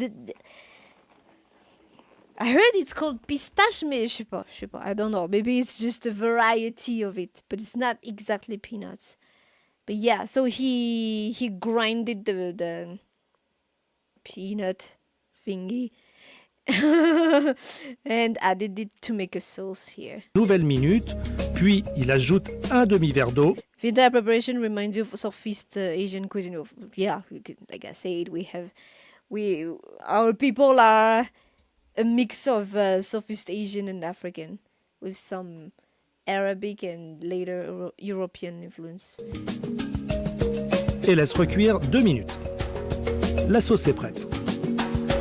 Il est temps de faire chanter les brochettes sur un grill ou un barbecue bien chaud. Cuites à point, les brochettes sont prêtes à être servies bien chaudes, accompagnées de leur achar à la papaye verte et leur sauce satée. Les Malgaches sont les plus grands consommateurs de riz au monde. Il est donc Apparently, Malagasy are the biggest consumers of rice in the world. That's what he said. That's what he said, huh? l'accompagnement de ce plat. En l'occurrence, celui-ci est à la cannelle. Nestor dresse cette recette dans un joli plat. Il ne reste plus qu'à déguster. And he made rice. That's what he said. That's what he said. I don't know. I know we eat rice at every meal. That's the traditional thing. We eat rice at every meal. It's always the way we say we're gonna eat food. We say minambari. We eat rice. Eating rice. It's kind of like how Japanese say gohan. It's the same thing.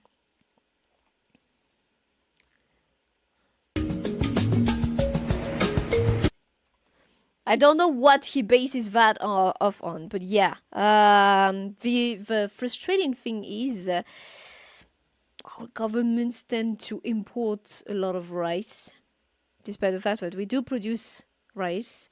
And instead of ensuring that our local production covers all of our needs, they prioritize importing because it makes it easier to line their pockets. Biggest rice consumers in the world.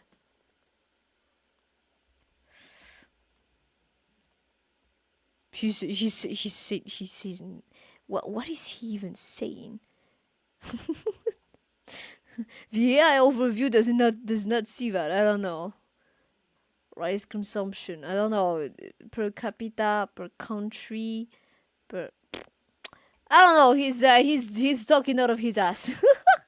He's talking out of his ass.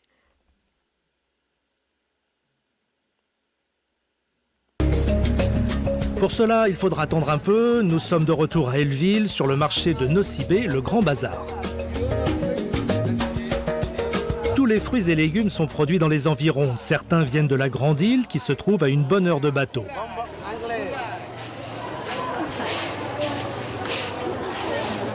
This is very typical. Si un ingrédient ne manque pas, c'est bien le riz. C'est la nourriture de base des Malgaches. D'abord sous sa forme la plus simple, accompagnée de légumes et de piments extra forts, et ensuite sous toutes les variantes possibles, avec viande de zébu, avec du poisson, en salade. Les rizières forment les 3/4 des terres cultivées. Résultat, le Malgache est un fervent consommateur. Those are huge pineapples. You find those huge?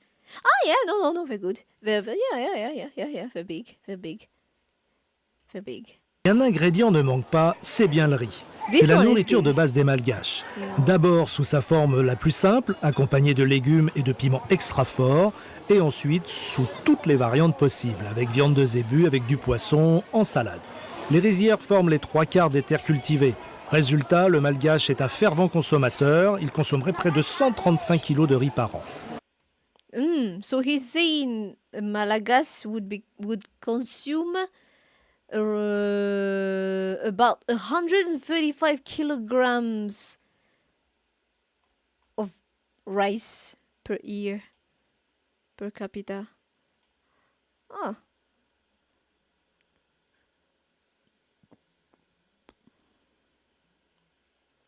Annually. The AI overview is saying Myanmar with roughly 279 kilogram per person. Okay. Bangladesh 246.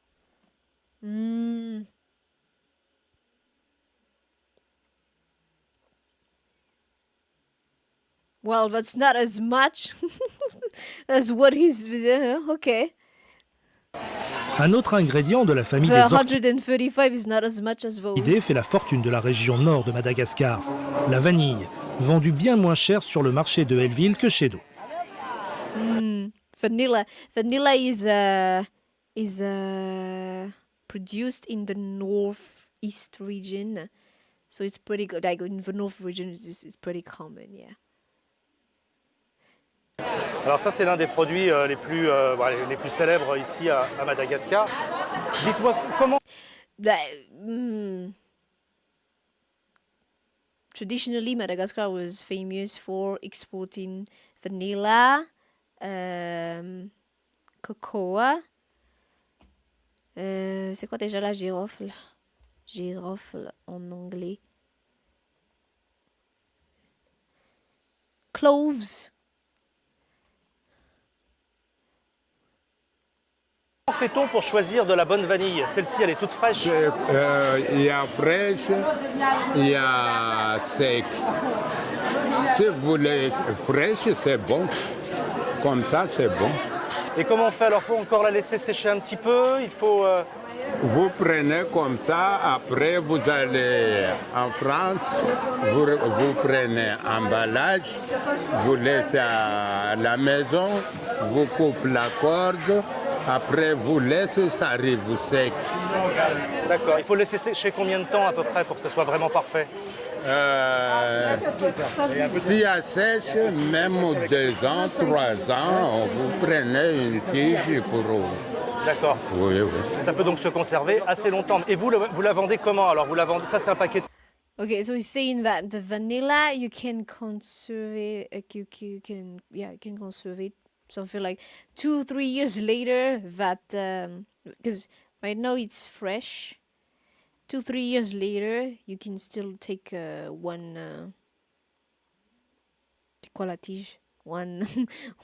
of those. It will still be good. Combien ça? C'est 500 grammes? Ça, on a vendre 1 kilo comme ça, 40 milliards. D'accord. Donc ça fait à peu près 10 euros. Vous en mangez, vous, de la vanille, de temps en temps? Oui. Vous en mangez comment? Vous dans les desserts? Nous aussi manger, on met dans les whisky, rhum. On mange avec les gâteaux, les thés. Tout ça, ça arrive. Okay, so it really they consume the vanilla with whiskey, rum, in sweets, in teas. Je vous remercie beaucoup. Oui. Bonne fin de marché. Oui, elle est très jolie, hein. Vraiment. So that was 1 kilogram, around 10 euros. 10 euros le kilo de vanille, cela laisse rêveur. Comparez le prix d'une seule gousse de vanille dans votre magasin habituel. Je sais, ça fait mal. Je dois maintenant rejoindre Léonie dans le secteur des poissonniers. Ah, j'aperçois Léonie. Alors Léonie, t'es en pleine négociation. Oui, bah oui. Je regarde un peu le Yeah, and it's a traditional thing too that marchander. C'est quoi marchander? Marchander. When we buy stuff, to haggle. Like even the merchants are kind of disappointed if you don't haggle. when in markets like this, it's like it's cultural.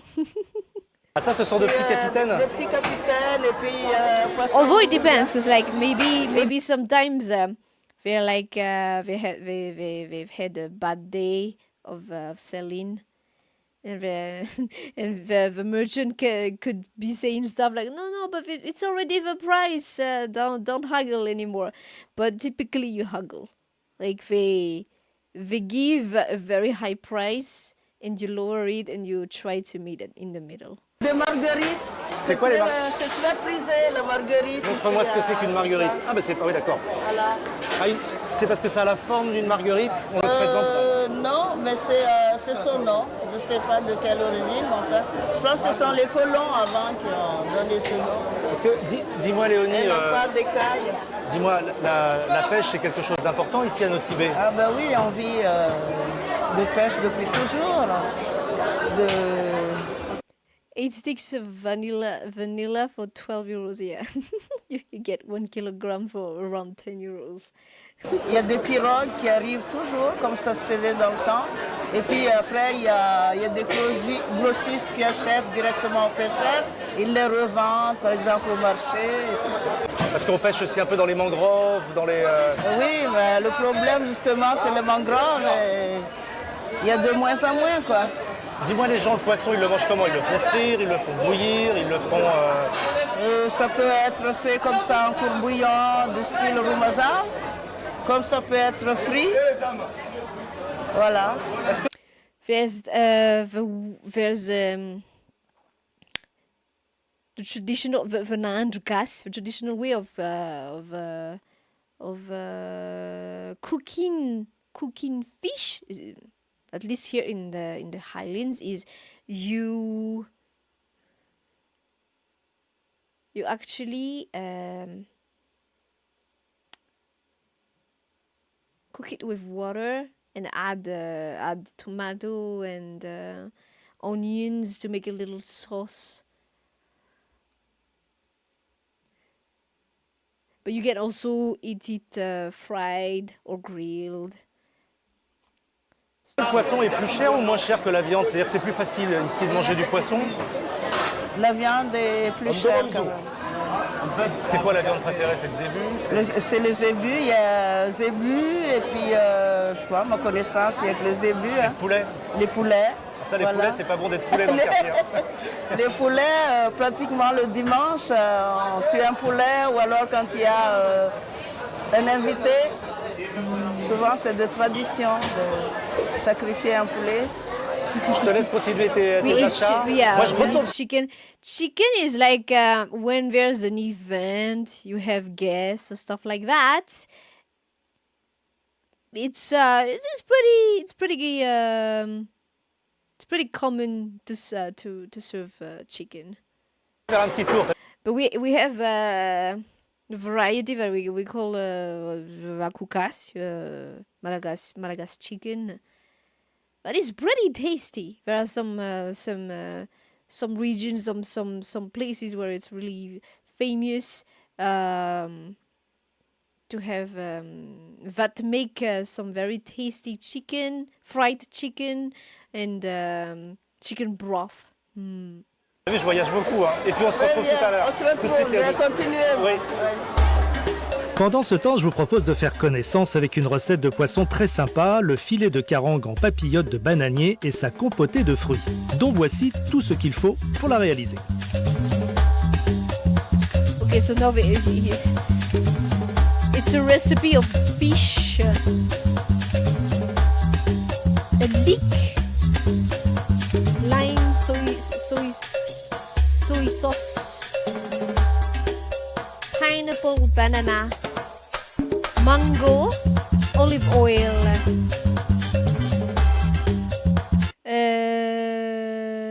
what are these called again in English? La courgette, du persil, courgette.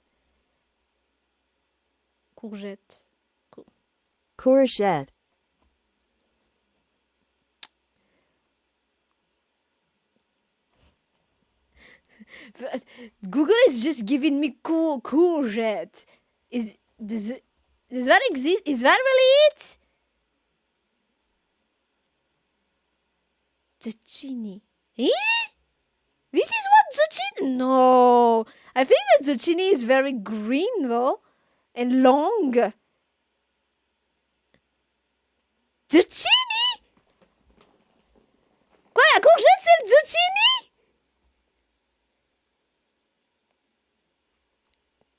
Well, a variety, maybe. Because, like, every time I see the photos of zucchini, it's not like, does not look like this. It looks very green, long, and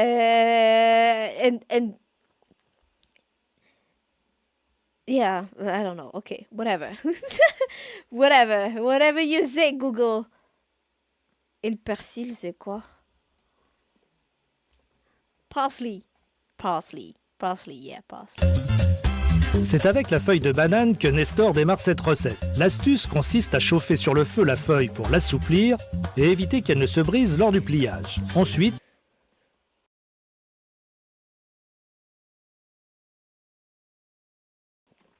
So he's using a banana leaf for this. So he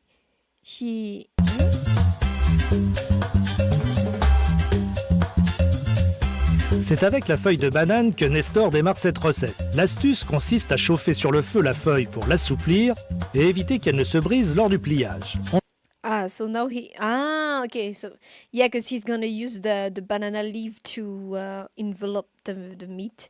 Yeah, so he warmed the banana leaf on the fire to make it more flexible and allow it to not break when he's gonna... C'est quoi plier déjà? When he's gonna bend it, fold it, when he's gonna fold Ensuite, it. il découpe dedans 2 beaux rectangles. Il tranche de généreux filets dans les morceaux de poisson. Il hache l'ail et le dépose sur le poisson. Il émince les oignons grossièrement, puis tranche les tomates en rondelles. Il fait la même chose avec les citrons verts et le poireau. Nestor assaisonne avec 2 cuillères à café de sel et de poivre. Il arrose la préparation avec la sauce soja et l'huile d'olive. Puis mélange bien le tout. Il dépose la préparation au centre de la feuille de bananier et l'arrose d'un trait d'huile d'olive.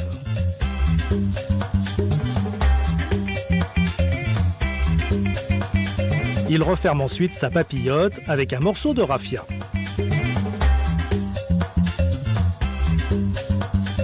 Direction la cuisine où Nestor a vidé le reste de l'accompagnement du poisson. Il y ajoute un nouveau jet de sauce soja et un demi-litre d'eau pour maintenir une bonne humidité et éviter que le poisson soit trop sec. Il met le tout dans un four préchauffé à 200 degrés. Pendant que le poisson cuit dans son jus et son accompagnement dans la papillote, Nestor s'occupe de la compotée de fruits. Facile à faire. Il épluche la mangue et la coupe en lamelles. Même chose avec l'ananas et la banane, qui, elle, a droit à des rondelles. Il hache un peu d'ail, 2 petits dés de tomates et coupe la moitié d'un oignon. C'est prêt à compoter. C'est dans une grande poêle qu'elle se confectionne. Il y met un peu d'huile de tournesol à chauffer. Il y dépose d'abord l'ananas, un peu de poivre, de sel, les tomates, puis il ajoute la mangue, les rondelles de banane, et finit par l'ail et l'oignon haché, ainsi que le persil. Cuisson 2 minutes, pas plus. Because the more the fruit is mature, the more the sweeter it becomes. So it's, if you're gonna use it in a salty recipe, it's better to have it super raw. De son côté, la papillote est prête, la compotée de fruits aussi, il ne reste plus qu'à servir. Cette recette vérifie l'expression « les choses les plus simples sont les meilleures ». Pour vous, voici un dressage avec la papillote ouverte. Moi, je vous conseille de laisser le soin de l'ouvrir à vos invités. Ils auront ainsi le plaisir de humer les parfums et le contenu coloré et savoureux de ce plat malgache au moment de son ouverture.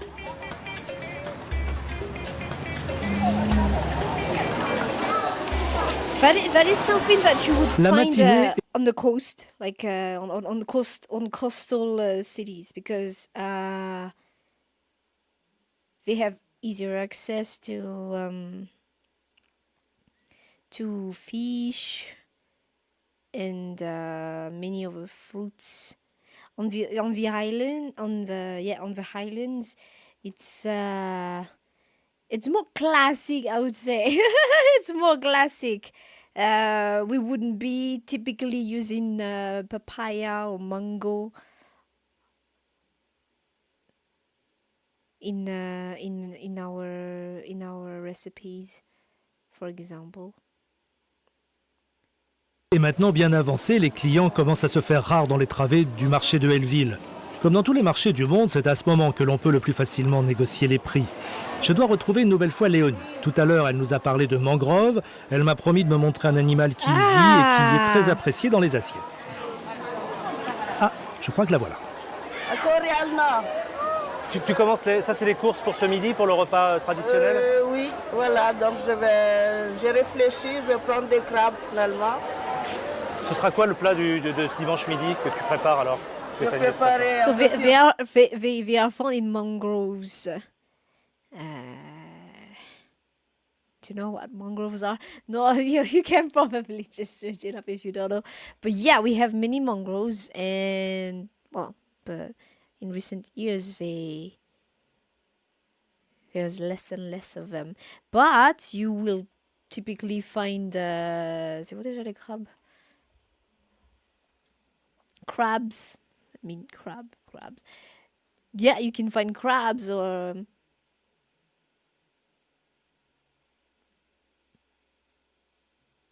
I think crocs are supposed to be in mangroves too, but you don't find crocs out there in the wild much. Although there are some regions that have crocs.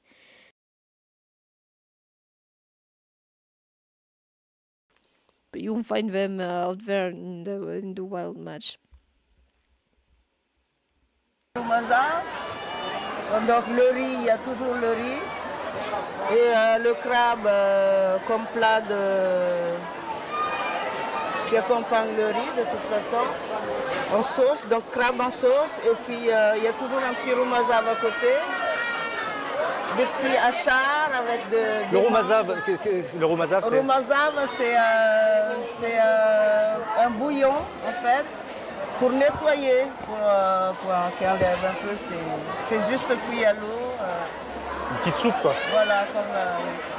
Tu peux nous en montrer un ou comment ça fonctionne? Ils ont une seule grosse pince, j'ai l'impression. Oui, ben, il y en a deux. Celui-là, il y a deux grosses pinces. Faut peut-être faire attention, Voilà. non? Ça pince un peu quand même. Voilà. Voilà, un sacré morceau quand même. Hein. It's a big Et c'est crab. très, il y a beaucoup de chair à l'intérieur. Oui, c'est très bon. Puis il faut savoir bien les choisir parce qu'il y a mâles et femelles. Les mâles, en principe, Sont meilleurs que les femelles. Non, ça se complète bien.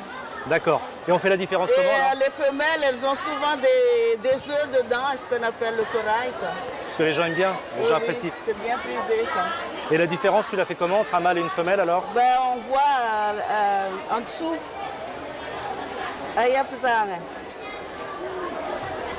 Ça, c'est une femelle.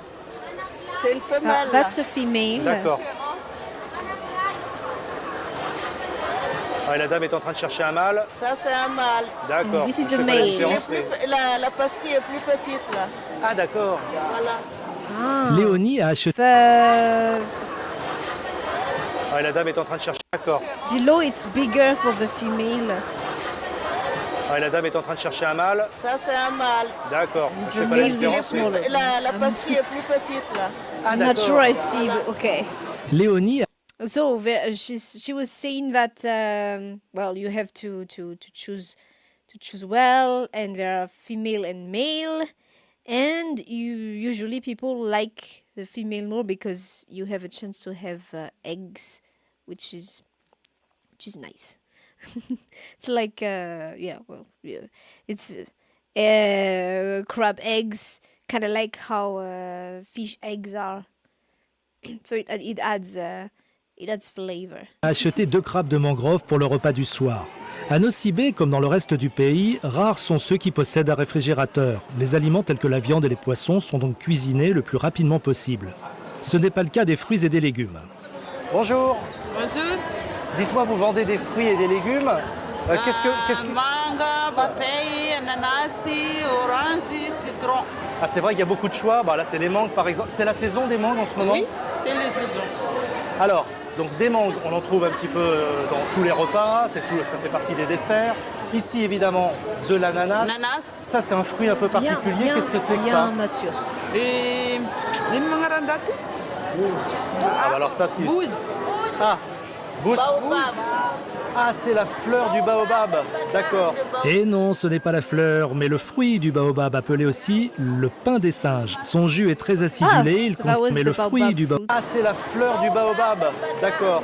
Et non, ce n'est pas la I don't like, for example, typically I would not be seeing that easily here in the capital. fleur, mais le fruit du baobab, appelé aussi le pain des singes. Son jus est très acidulé, il contient de l'antioxydant et 2 fois plus de calcium que le lait. Ses graines, grillées. So apparently, it's very sour. Twice as much calcium as milk. It has antioxidants. Is there no crab fishing on sea with boats? No, there is. But they have mangroves and it's easier to grab the crabs there.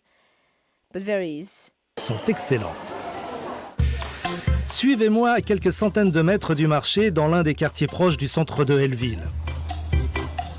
Rita et Joby préparent le déjeuner dominical. Et comme Léonie sur le marché, elles ont opté pour un plat à base de crabe, le fameux curry de crabe de mangrove. Pour cuisiner, les femmes utilisent de petits fourneaux qui fonctionnent au charbon de bois.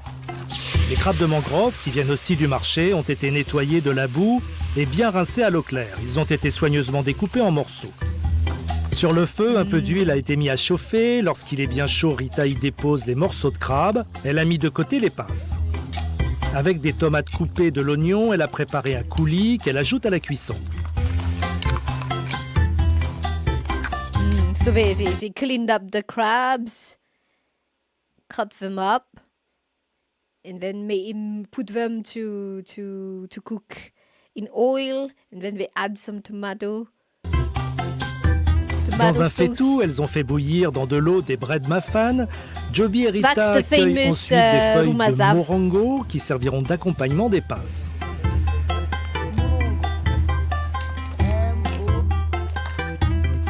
Un petit coup d'œil à la cuisson des crabes. Elles mettent un peu d'eau à bouillir.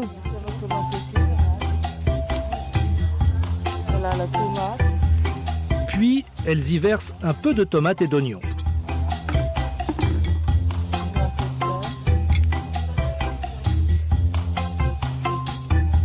Un peu de sel.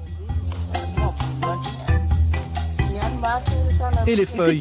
You could say that food in the Highlands are a little blender, because like we we do add tomatoes and onions a lot, but not necessarily other fruits. De morango qui apporte un peu d'acidité et aide à la digestion.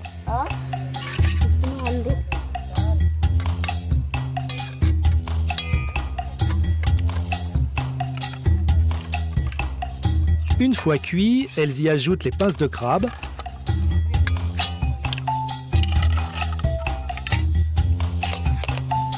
Pendant ce temps, Joby a préparé le riz, mais ça, vous savez faire.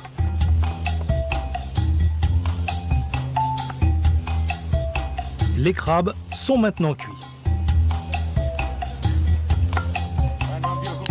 Il est temps de goûter à cette recette que de nombreuses familles préparent pour les repas dominicaux.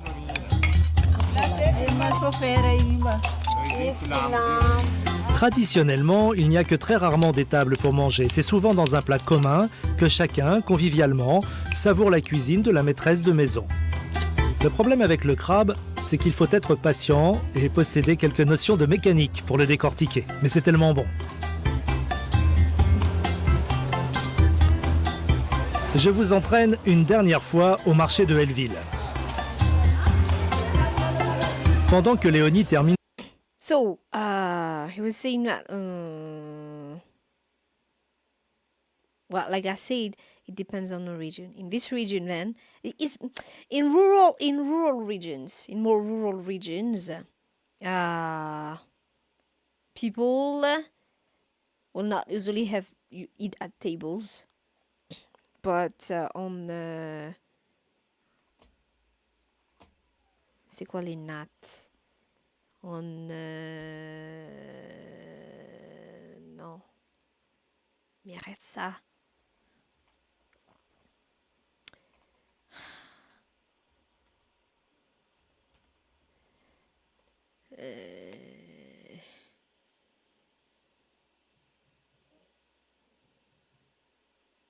On those mats made of it's usually raffia leaves, I believe. On those mats. We usually use those mats also when we go on the beach or we go on picnics. And we have we can have some kind of traditional pattern to them. We usually use those mats too in funerals to envelop the body. There's a lot of uses for those mats in our traditions. Être patient et posséder quelques notions de mécanique pour le décortiquer. Mais c'est tellement bon. So since they have mangroves and can easily have access to those crabs, apparently it's a common Sunday meal. Like tatami mats. No, tatami are thick, but those are thin, almost like cloth, but they are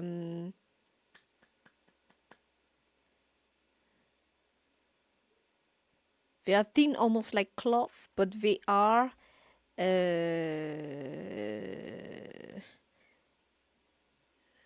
rigid.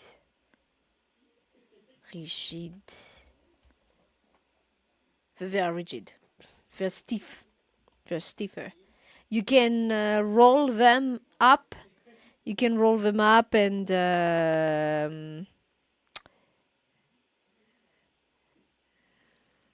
fold them. But tatami mats are thick, I believe. Je vous entraîne Yeah, they're une sturdy. dernière fois They are au sturdy. marché de Helleville. Ah. Pendant que Léonie termine ses achats, je m'imprègne des couleurs et des parfums. Ceux de la vanille se mélangent à ceux des agrumes, des mangues, des goyaves. Celui du curry flirte avec les effluves du poivre vert et de la cannelle. De quoi See all those leaves. It's typical for us to like have some kind of leaves in our food. apporter in our 1000 meals. souvenirs, 1000 émotions et surtout des bouffées de gourmandise. Ça tombe bien, Ah, those are big. souvenirs, 1000 émotions et surtout des bouffées de gourmandise. Yeah. Some types of gourds. Gourds, I believe. Ça Is the tombe name bien, of the family. car Léonie m'a promis de me faire goûter un peu de cuisine traditionnelle. Un dernier achat avant que les marchands ferment.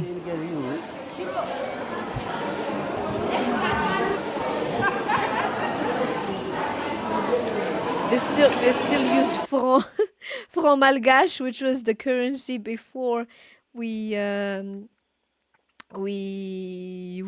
made our before Malagasy arrière became our official currency. Franc malgache was franc, a heritage from colonial times. Direction le coin des petites gargotes où mijotent gentiment tout un tas de bons plats locaux. Évidemment, il y a du riz, mais pas seulement. Ah, raftout. Just gonna try raftout. Famous.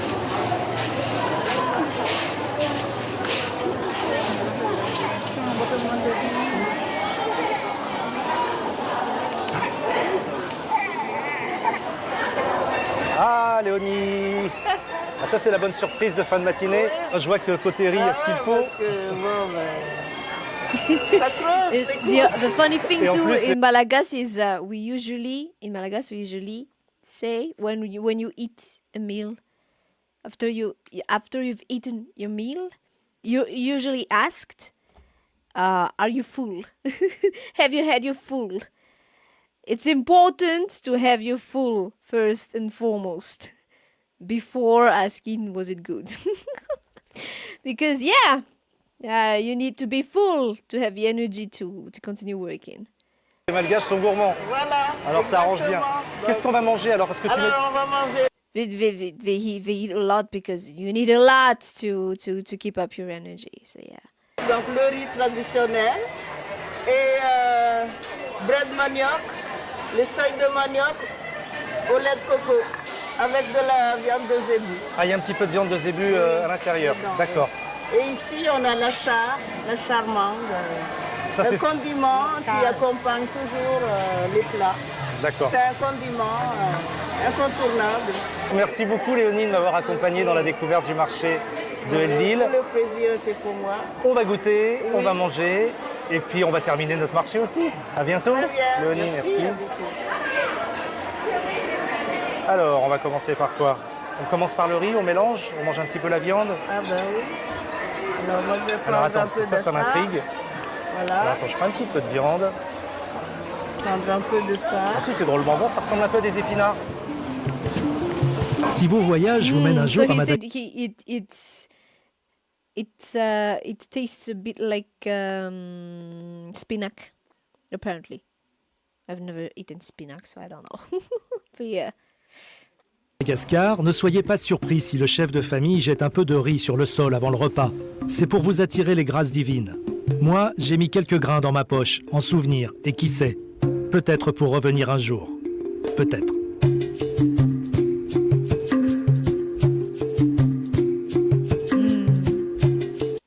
That was interesting. That was nice. Yeah.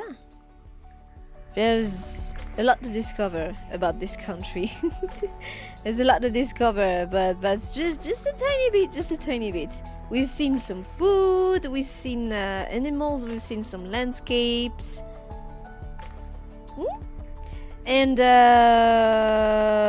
we will try to listen a bit to music later. Yeah.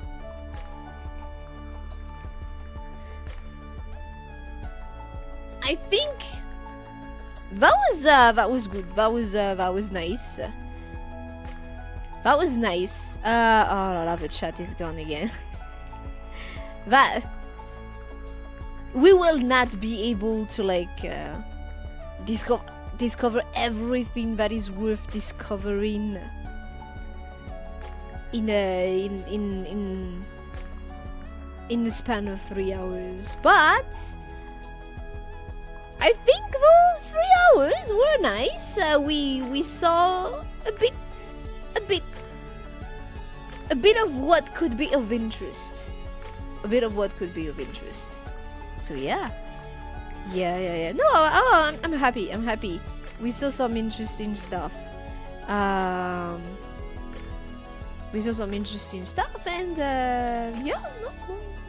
that was nice. that was nice. And at least the freaking animated movie did not appear first. So there's that. I am happy with that.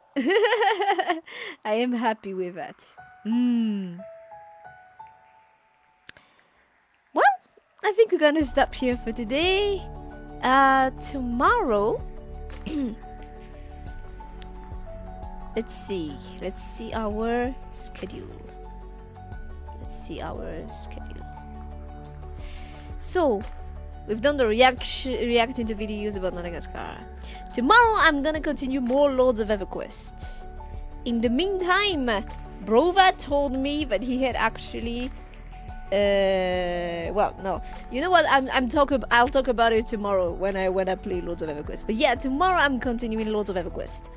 Friday is Drunken Karaoke.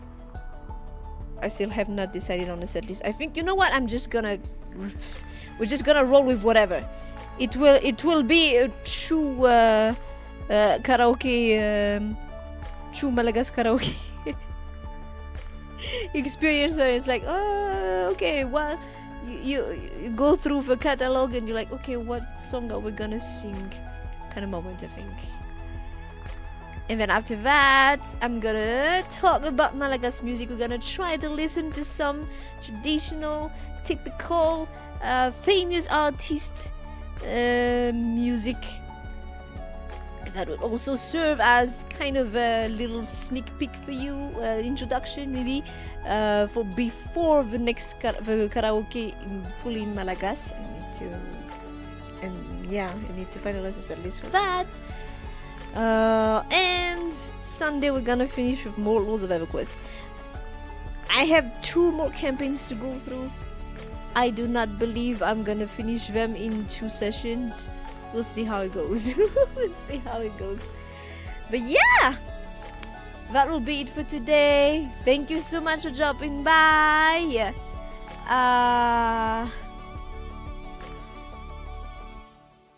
I wish you a lovely rest of your day or night. Do take care of yourselves. And before you go, do give a little listen maybe to my latest cover. A little rewatch. And yeah, take care of yourselves. Hope to see you again tomorrow. One other day. I'll be here all month. Take care of yourselves. Never out. Bye bye.